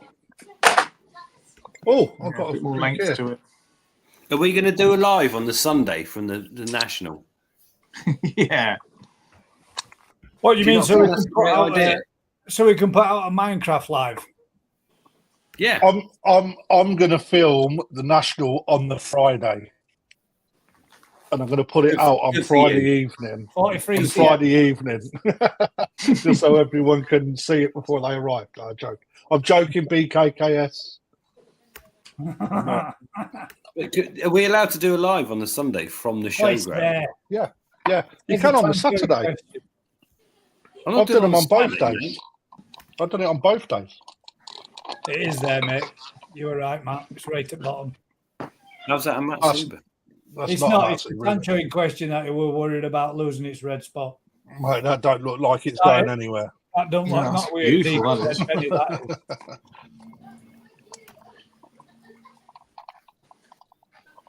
It's been cut though. 100%. Just saying. Just saying. Right, so that's them ones. My mug. Mike, you're quite quiet. You're not. Have you not got an opinion? Hit that one. Mm.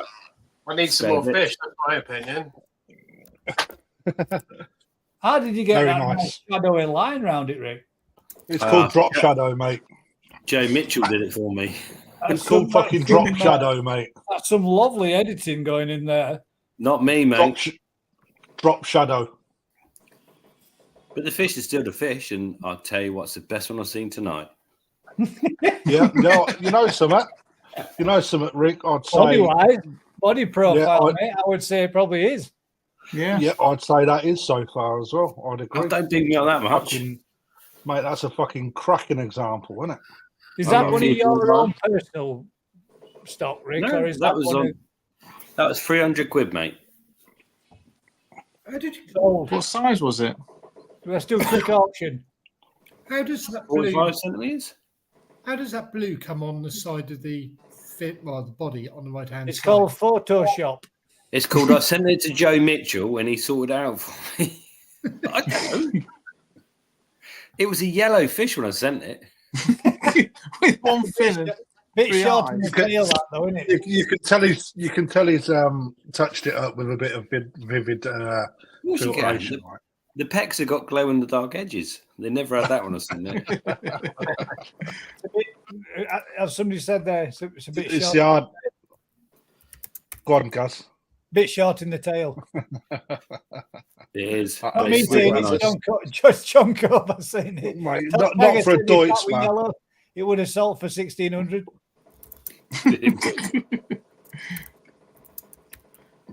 That How could have much? eaten. Seriously, Rick, how much is that fish on your website? I mean, it's about Let me 300. have a guess. Let me have. Oh, sorry, Crafty. About 300 quid. 300 quid. There you go, guys. If you want this evening's winner, Hang on again. See mine. What, Yeah. what I'd love to see is I one of didn't these. say it was a winner. I said if you want this evening's winner, you'd have to ask Gary Robinson if you can have one of his free out of his bowl. To be honest, one of these fish, Rick. Put them on. Colin, hang on a minute. Colin's got a crack. No, leave that picture on, Gaz. Colin has put a cracking question in there. You've got to put it up, mate. to be Why fair, is his Ryan, eyes level with his pecs?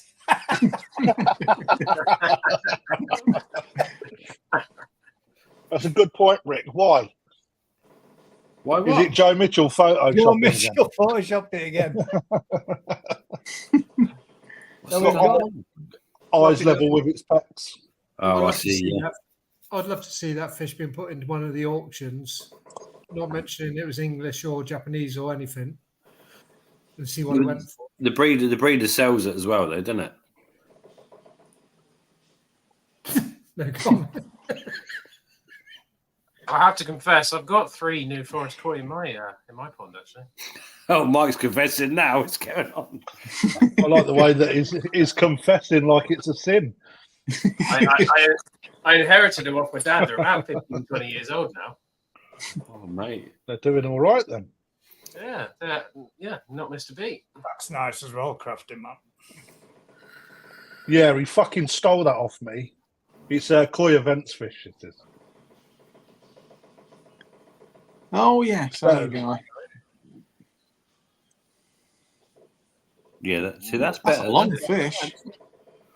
That's a good fish. Right, he stole that off me. I ain't going to say how much I was selling it for, but it was worth every penny. But he wanted a bit of money off. I wouldn't give him any money off. And my fucking digital marketing manager put a fucking reduction online, and he bought it online with fucking like 30% off or something. That was an error. So he still got it dead fucking cheap, the punk. But cracking fish. That's got to be the winner so far, isn't it? It's not bad. I still think the first bowl was all. Yeah, That is. yes, that's got a nice body shape. That's nice. Bit short in the peduncle. Like, I thought that he got a nice peduncle. Ain't got eyes at the back of its head, though, has it? Yeah, 4 eyes. That's how many fish can you buy that have got 4 eyes? Exactly. It makes it more easy for getting away from predators. I'll tell you what, mate, that is a fucking banger. I don't care what anyone says. That is Yeah, a nice fish. I'd have to agree. I think If I had like 20 quid, I'd buy that. That'd be my choice. You cheeky bastard, mate. That's then, the winner. Pick your winner. I like the bowl of 3, to be honest. Yeah, I do know. You motherfucker! You can't have only one winner. Oh, come on, man. That's perfect, isn't it? That's 3 for the price of one, Crafty. No, man. You got to pick one winner. The only Akamatsuba thing is short. He didn't have Akamatsuba two is facing one way, short. one in middle facing the other way. But perfect photo. I think synchronized swim like we had last week. That'd have been cool. I'm putting an Aka and a Ginmatsuba in a bowl for Tuesday's auction. It's supposed to go in the one that we just had, but the person that does yes. I don't think it's a bad one tonight, do you? No, you know something. They're more and more. I really wish that I'd have bought more of them when I was out in Japan. If I'm honest, I bet you do now. No. Honest to God, it's like Otsuka was the first place I went. I got Otsuka and Marihiro, but Otsuka had quite a lot, but there was quite a lot of shimmies on some of them. But I just wish I could have got more because I think they're fantastic when they get big. Let's go back to Ryan's one, the one that's like indiscriminately not yellow, but called a Kimatsuba. It is definitely yellow in it, though, isn't it? It's not yellow. It's like not. A boy to me. It looks more like an Asagi without any Benny. Yeah. That's what I thought it The was. scalation is absolutely mint. Oh no, Let's have a look at the individual vids. It's definitely got Nagata. It's got Nagata Gin in it. That's a sure fact. And those people don't know what the difference. Nagata Gin is explained on the BKKS members' website. So you need to join the BKKS in order to get the answer. They are BKKS again. I'll push it again. Here's a bigger one from Ryan there. Look. It is a nice fish, but I still think the bowl of 3 has to win it, doesn't it? Yeah, definitely. Hang on, let's see. I think I might have one more. We can see the ball of. We can see the. He sent them. I know he posted them. He posted them individually as well. I'm sure he did.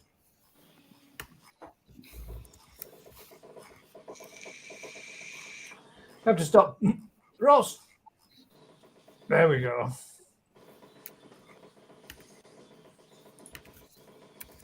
Bear with me, man. Let me put one more up. No, you can't, Crafty. You've lost. Yeah, I can, mate. I really can. Watch.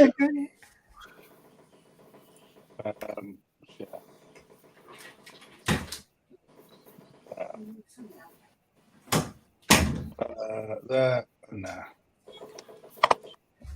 That's lovely, though. I really like that Ginmatsuba on the left. Yeah. It's a good bowl of fish, that. And then I like the Kimatsuba. I think the head's a little bit. Yeah. The Aka is probably the weakest of the 3. It's a bit short, isn't it? Best on it. Them Makashis, man. That's cheating. Fucking Botan line Kimatsuba. Dainichi, Botan line. Dainichi. Yeah. Is that rebranding of Makashio gods? No, mate. They got yellower. They was fucking bright yellow when I sold. But the one at the bottom, the one at the bottom, I didn't sell for ages, and I was like, right, if I don't sell by the end of the week, I'm taking it home. I'm having it myself. And then some twat bought it. But what about Rick's Photoshop one? Yeah, I was well photoshopped, mate. That's not the winner. It's not even moving. It died months ago.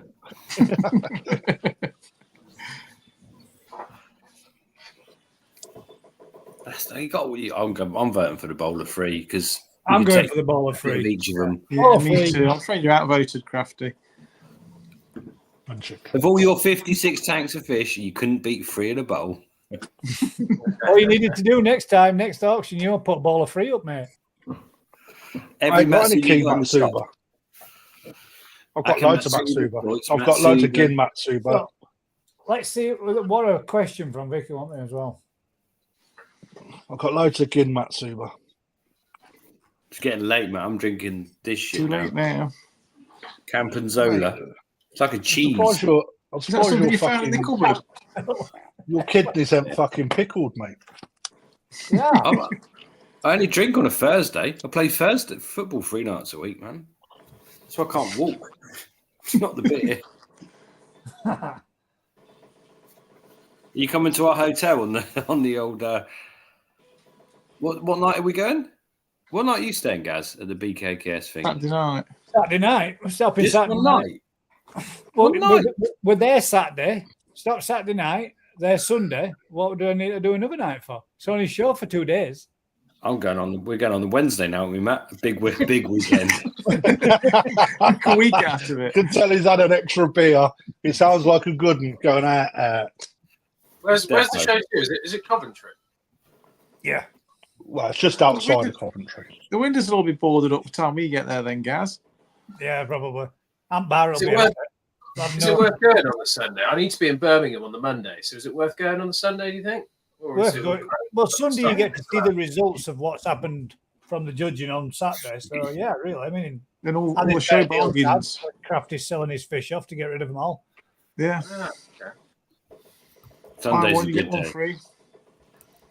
Both days are good, mate, to be completely What fair. time's I've they wrap enjoyed up on both. Sunday normally? If I got there Right. Sundays PM, 12 o'clock, is that too late? Well, you ain't leaving yourself a lot of time really because it shuts early on a Sunday, mate. 4 o'clock, isn't it? I can't remember. I've just I'm selling fish.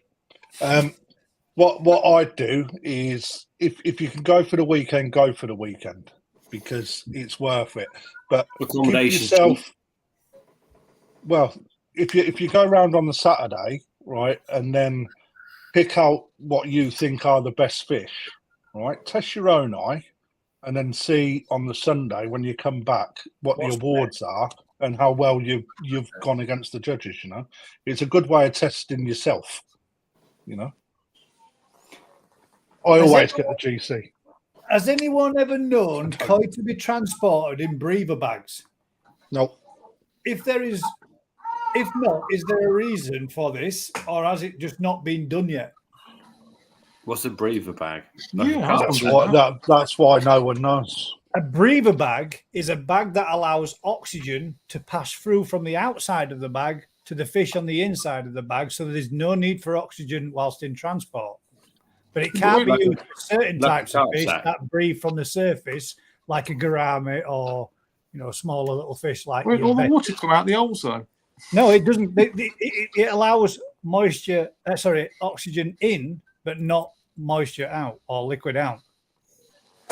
The only downside to them is you can't acclimate. No, you can't acclimate your fish with them. You can't float them on a surface to acclimate temperature. And the fish gills aren't covered in water, man. They're damp, so they'll survive, but they ain't going to travel comfortably, are they? What do you mean? So if you imagine a carp sack or a carp sling or whatever, so that's like a breathe bank. So the fish are wet, oxygen can travel through, but they're not in water. They're not suspended in water. No, but a carp can live up to 10 hours without, as long as its body's kept. Have you ever put a big carp in a showfish? Take it out the environment of water, so the pressure on it is different. So the pressure is greatly reduced. On a big fish, the whole point of being in water is the pressure's equal. So as soon as you take them out and the gills are exposed, yes, they'll survive. Yes, aren't they?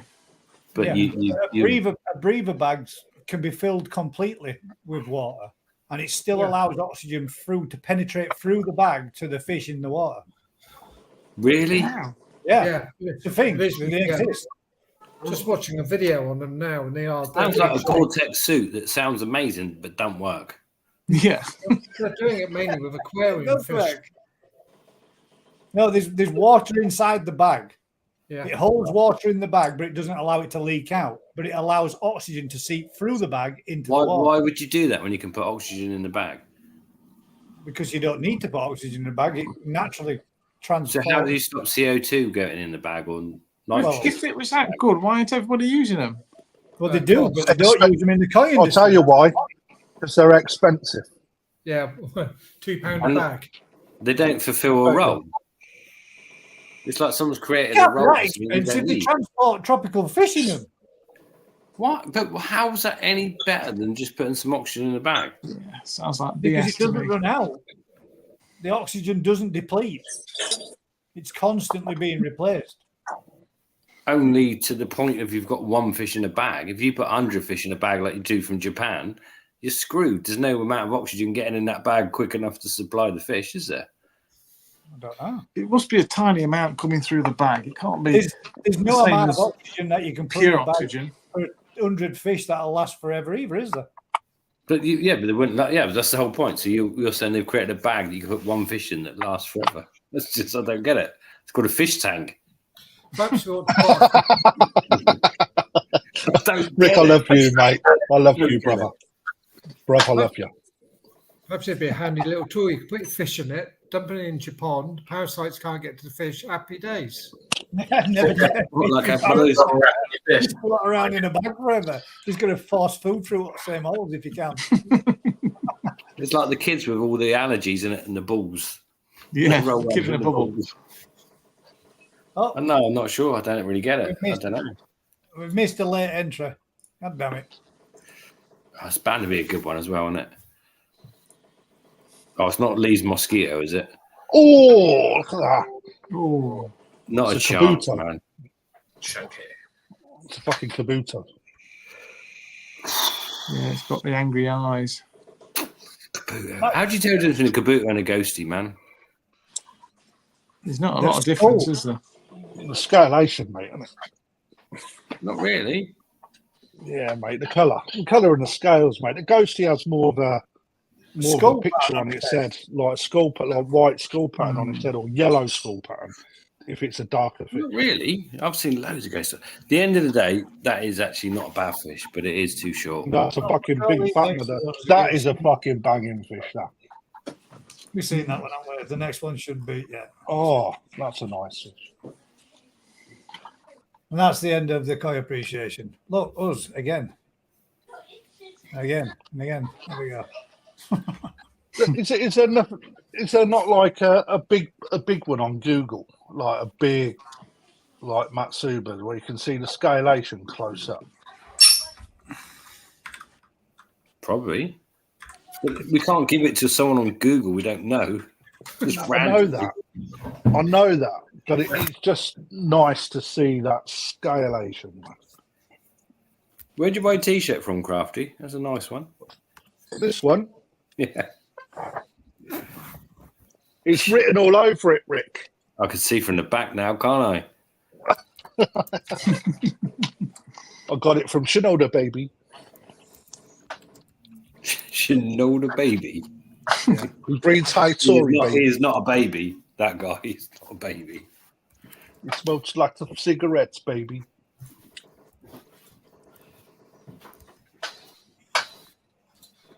Not a clonking massive one, mate. No, not that I can see. No, it's enough. There's some nice ones, right? But Surprising, because they should all grow big, being single coloured. some of them look like Joe Mitchell's been working on them. Joe's pretty good. I can send him a picture and like literally 30 seconds later it comes back looking mint. Don't know what software he's got, but he's got some Good. software. Photoshop, mate. I just told you. Yeah, right. Is that simple? Do you get that on your camera? Google. There's a pretty. Oh, mate, look at that. That is me. Matt, can you find me one of those? Yeah, that's the biggest one. That's the biggest one I can find, anyway. Yeah, that is No, absolutely. no, you can That's fucking huge. just. Oh, mate, and they're nuts. When you get them like that, man, fucking amazing fish. Look at that for a shot, man. Put a value on that one then. Yeah, 10 that grand. That one takes the winner. Definitely. You're right. That's what it's all about. So, right, that one, go back to it, Gaz, right? Across his spine, right? Head to the dorsal. You cannot see a scale. No, you can't. Oh, yeah. How is that possible? because it's that wide. It's spread apart that much. It's massive. It's two halves glued together. That's 30 cm wide. But you look at Crafty's the other night, right? And his picture of the scalation across the top of the spine was amazing. Yeah, it was banging, weren't it, mate? But It's what, perfect. Yeah, I didn't notice that. what the fuck is going on there? Where the fuck are the scales there? Has someone chipped them out? It's got, You happy that's with the got one missing one there, now? look. It's got one Is missing the there. dump Look. okay for you? Lost the scale. Again, look, it's not about assassination. It's about, look, fucking about look at appreciation. that. I'm That- saying that- it's amazing. I am saying it's amazing. yeah, what I yeah. want to know It's from a a bit breeder's short in tail, though, perspective isn't it? is what the Yeah. hell? Peduncle. What is going on? You know, so I'm looking online now at pictures. You can't find one better than that, can you? No, I can't find one that's got that white line. So yeah, that's a bit mad, isn't it? Mm. Yeah, is it just one of those things? Is that a freak of nature, or is that? I don't reckon that's been chipped out because the other scales are short of the dorsal. They all come up. So we were appreciating your scalation, and yet that one's got no scalation on that bit. No, they're still there, Gus. They can Yeah. see them. They're a little fainter, though, aren't they? You can still see them. That one was insane. They're gone. It must be the backbone is that strong that the fucking pushed down the side of it, mate. Must be. I say no, I've just found one here that's like it as well. Is it something you breed into them, or I don't know. That's a question to learn, isn't it? Alan, you're watching. You tell us. There we go. Here's a good one then. it's 11 o'clock at night, man? Do we never stop? Do we go Fuck home? that. There's no point in stopping, is there? Yeah, but you can see the scales on all of them. No, I wasn't Yeah. meaning for that. I was meaning A, B, C, D, or E. All right. Oh. Are we choosing one? Yeah. Definitely not A. B. D. Yeah, I think Grafty's called it pretty quick. B or C. C. Yeah, C pinches in a little bit at the back, doesn't Look, it? C's skinny as hell here. It's all about the peduncle you've been saying. That's pretty torpedo-y all the way through.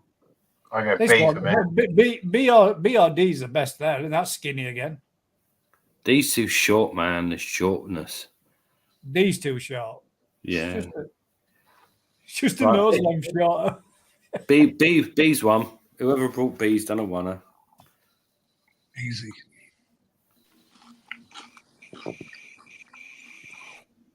I can't believe it. Me and Rick actually agreed on one.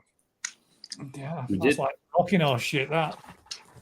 Yeah, but it's this shit, isn't it? But if you show that fish that I sold the other night, guys, have a look at the scalation on that, man. It was the best, man. Best one I've seen for a long time. Matt gave me one the other day better than that. And he said, Rick, I love you so much, you can have it for free. I did as well, didn't I? He did as well, yeah. Beautiful. I didn't know you gave them out for free, Matt. Only to people he loves a lot. Oh, dear. He's I like got my- free. He's like my second brother.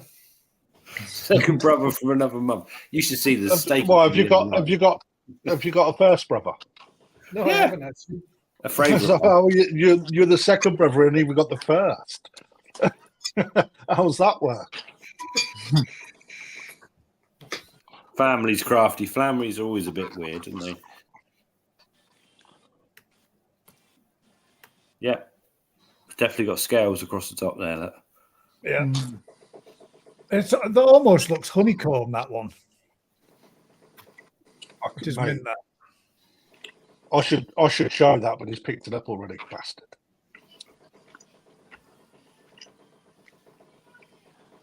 The little bang of that. Yeah, it went for good money as well. It did. Top fish, top money. Yeah, totally right. Yeah.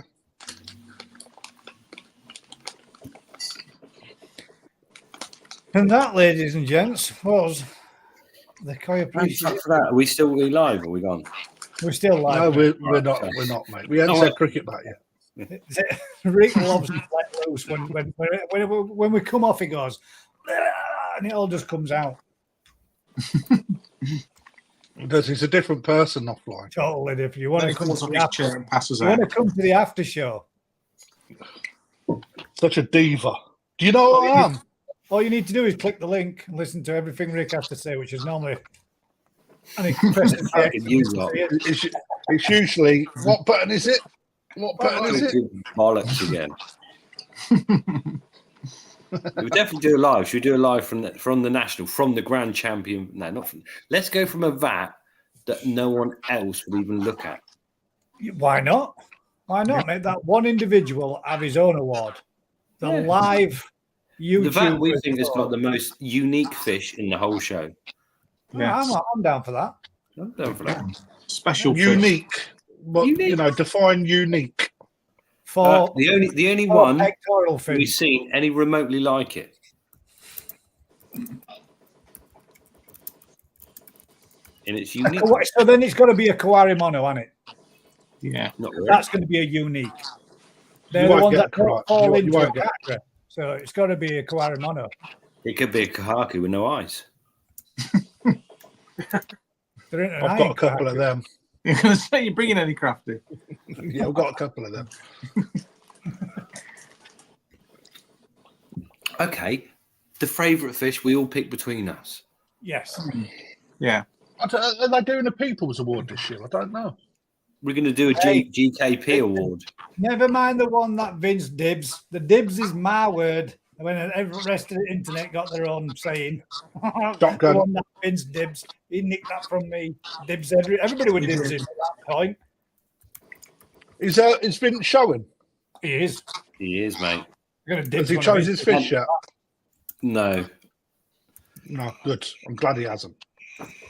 We got to go round and he's got no car, so I'm going to have to When you pick him say up. when you say he's not picked his fish yet, he'll have had to put certain ones in. Then he's going to pick from them what is. No, you don't have to bench anything until today. Ah, right. I didn't know that. I thought you might have to submit whatever you was putting in. You are supposed to send photos in, but you can change them on You them. can. But yeah, it's. Maybe allow you so many inches of fish or something. Yeah, Liz, give us some. Oh, you're in America, aren't you? Why is that How far in America? Vince says, "Why is that crafty? Why do you say good?"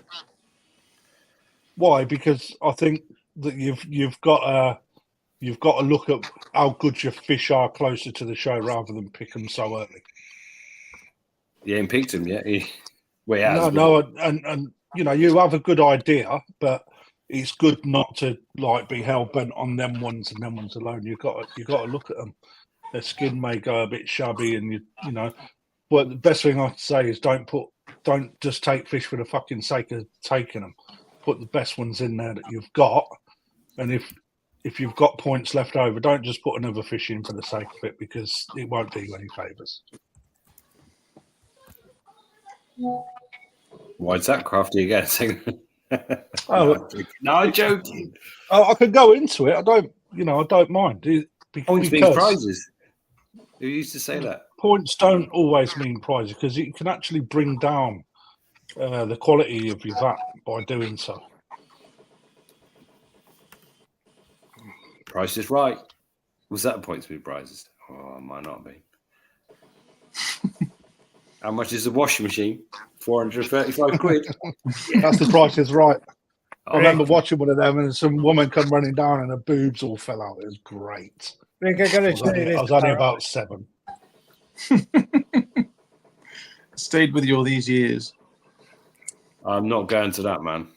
Oh, shit. It's at our hotel. It's not Oh, that nice, no. is it? Not that night. It's the 1st of March. Saturday, 29th of June, 2024. Doors open at 7 p.m. £35 per ticket includes drink and 2-course meal. Oh, we've got to. I'm not going. Ricky, I'm you got all not. the Rick, you got all the Rick, you've got to have something in your fancy dress outfit for that. He has. He's I've got all of the that wig shit, as mate. well. I'm not going to that.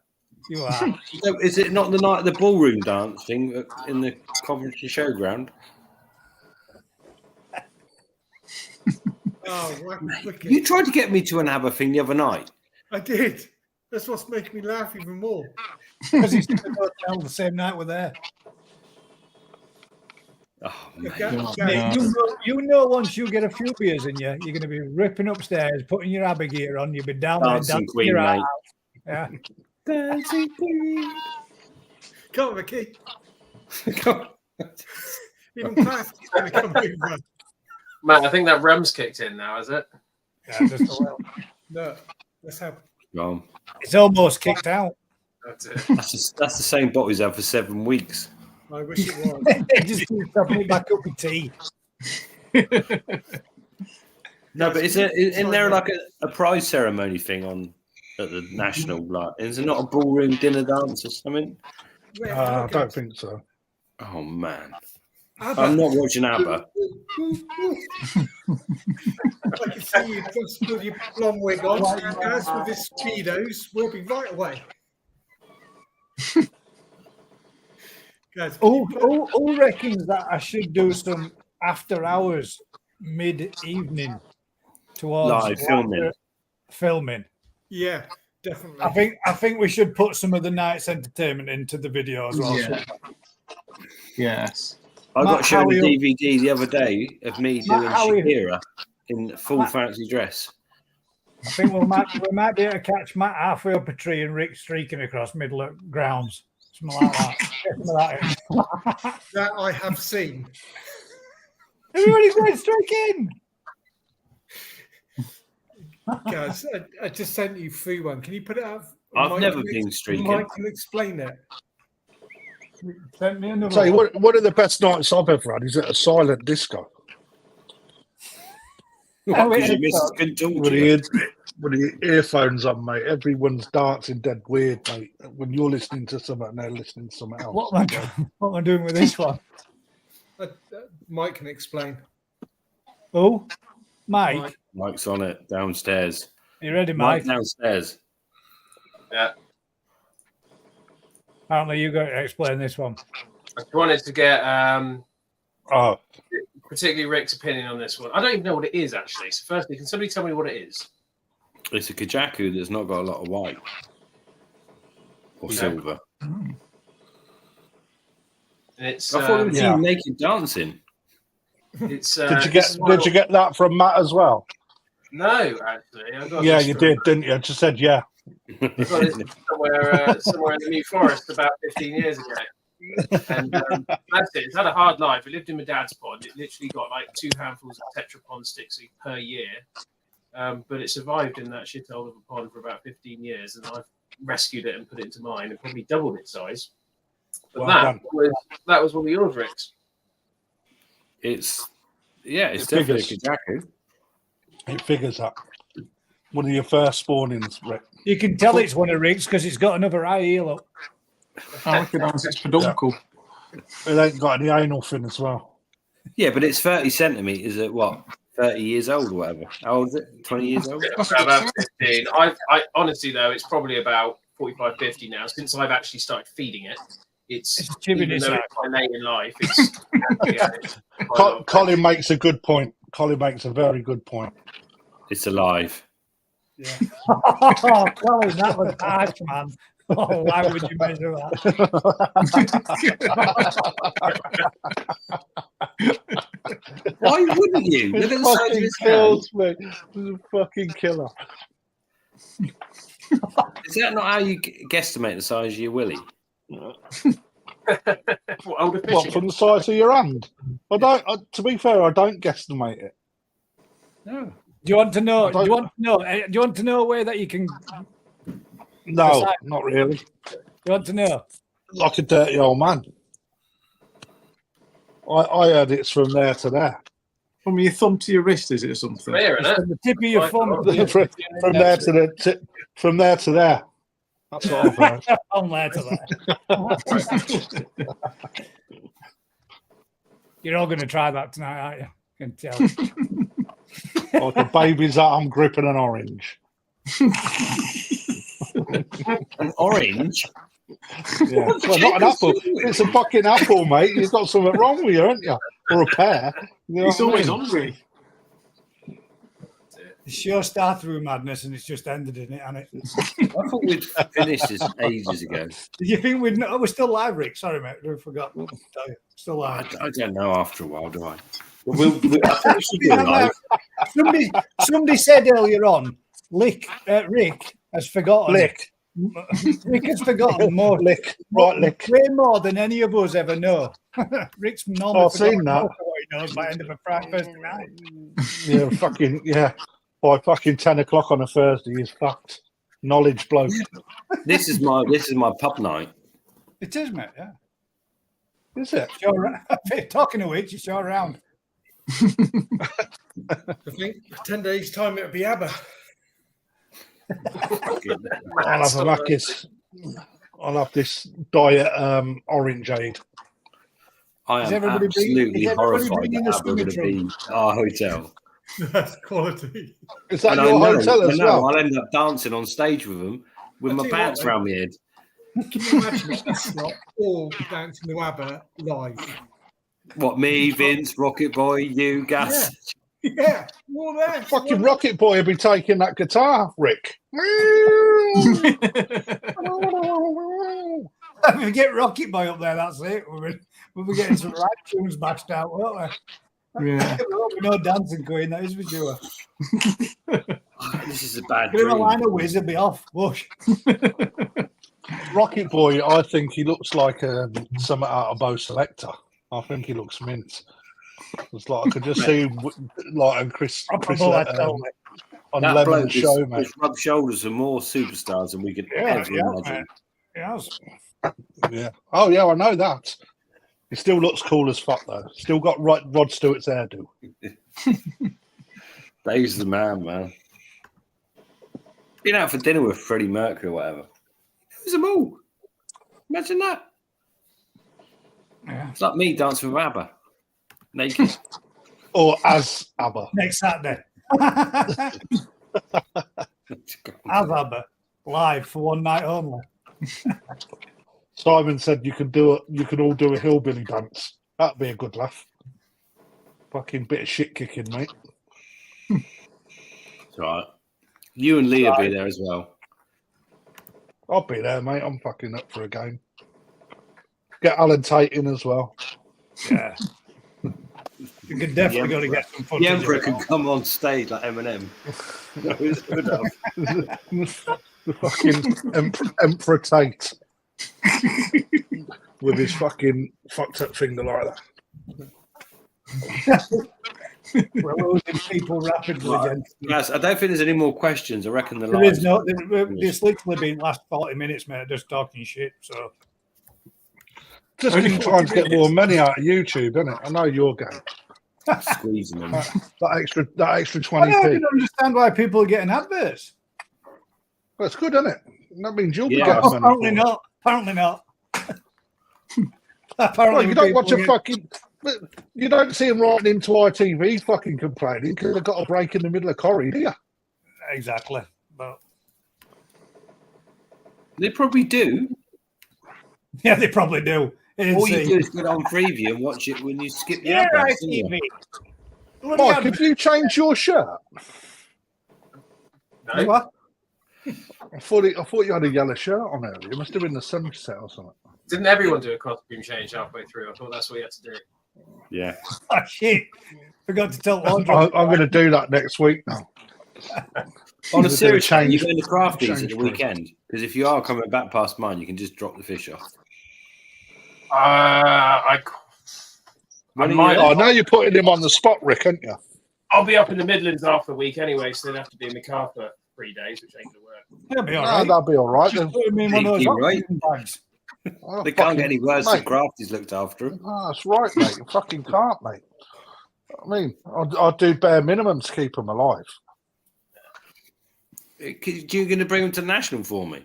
Can that work I or can not? do, Is that, I can do is that. that a Yeah, pain in I the can do arse? I'm not being funny. You live Uh, miles away. I can do that, mate. Or you can just ship them to me for In all free. seriousness, I'll, we could chat offline, but I could probably bring them back because I'm in the Midlands for maybe Monday, Tuesday next week, and then I'm coming back on the Tuesday. Well, to be fair, and it costs you 25 quid for a fucking box that you've got. Anyway, you tight fucker. Tight assholes, mate, I tell you. It's all about fish health, and they want to get back quicker. No, you're just a tight cunt, mate. I want to make sure I pay you before. Anyway, he does as well. Oh yeah, I forgot about it. You haven't paid me anything yet. I'm just fucking No. keeping them alive for free. Fucking debt, a mate. couple more days of sake, and I'll be broke even, won't I? Well, I'm going to have another auction on Tuesday, so you might as well wait until that because you'll probably try and steal one of them and all. I only steal what needs stealing, mate. I'm going to put a really nice skin rim shower in. No, I'm not stealing. No, he's not interested in shower. Don't like shower. Can't breathe shower. Okay. What about a really nice skin rim kahaku? No, From unless it's, Momotaro. When's the next time you're doing a bit of senbitsu, Rick? Senbatsu. No idea, mate. Don't know what that means. Is that What does it mean, Gaz? What does it mean? It means stage 1 grading in. Oh, someone's been reading his book when you again. suck out the little black showers Yeah. with his fancy straw thing. That's what your fancy machine's called. You pooter. Yeah, the week after the National, we'll do the last spawnings, and there might be a Hitsuri spawning. So someone's got to do that. Top Shagger says, "Are we doing a GKP event this evening? This year? What in what way, Shagger? What do you mean? I mean another grow-on event? No, he wants to come and visit, man. We have to speak to the people with the fish. Yeah, if we can get the fuckers to grow. Yeah, Ricky, are you sure? Summer's here at last, apparently. Yeah. For one day welcome only. everybody. It's only going to last a week, though. Well, this is it. The nights are drawing in again. How can that bloody work? First day of summer, and summer's going downhill. We're going back into It's winter. up to the 28th of this month. Last day of the longest day of the year. Guys, you need to end the live, mate, because I need to go for a shit. We need to end the live. Usual thing, You need to guys, end the live, I've been it's doing this 4 kind of- hours. You can go without How it ended. that was ending alive. I've never watched it to the end. I didn't know that's how it ended. It doesn't end, really. Only end with, We never end it, mate. Yeah, instead of dropping the microphone, you have to just drop a log. As soon as anyone Yeah, needs thank you to- very much. Fucking- I'll tell you what, Mike, while we've got you here, pick a fish for next week's Koi Appreciation. I'm thinking chocolate chag at the minute. Tell you what, I do like chocolate shag. I do Yeah, nice like one. chocolate shag. However, favourite fish is always a karashi goi. Karashi Koi. There we go. Yeah, Karashi Koi. That's a nice one. Oh, no, we've had that quite recently. We've had Karashi Koi because Rick. Mike, the chocolate tag. No, we haven't. We We haven't had Karashi Koi this year. That was last year. Hang on, can I? Just went out there. Have we? You Are don't we want to doing be like him Karashi then. Crashy go it is. Don't think we have. Hang on. Right, I'll be chucking mine in there. Matt got me. a Guys, really nice one. right. Like I did last week, I'll share this one this week so people know what they're supposed to look at. Not a chocolate jag, man. No, Crashy. This is going to be a yellow monkey. Yeah. He's only got one offering. I got 72. No, you haven't. I've got the most. I've got the most in the country, mate. Bullshit. What, yellow monkeys? I've got. No.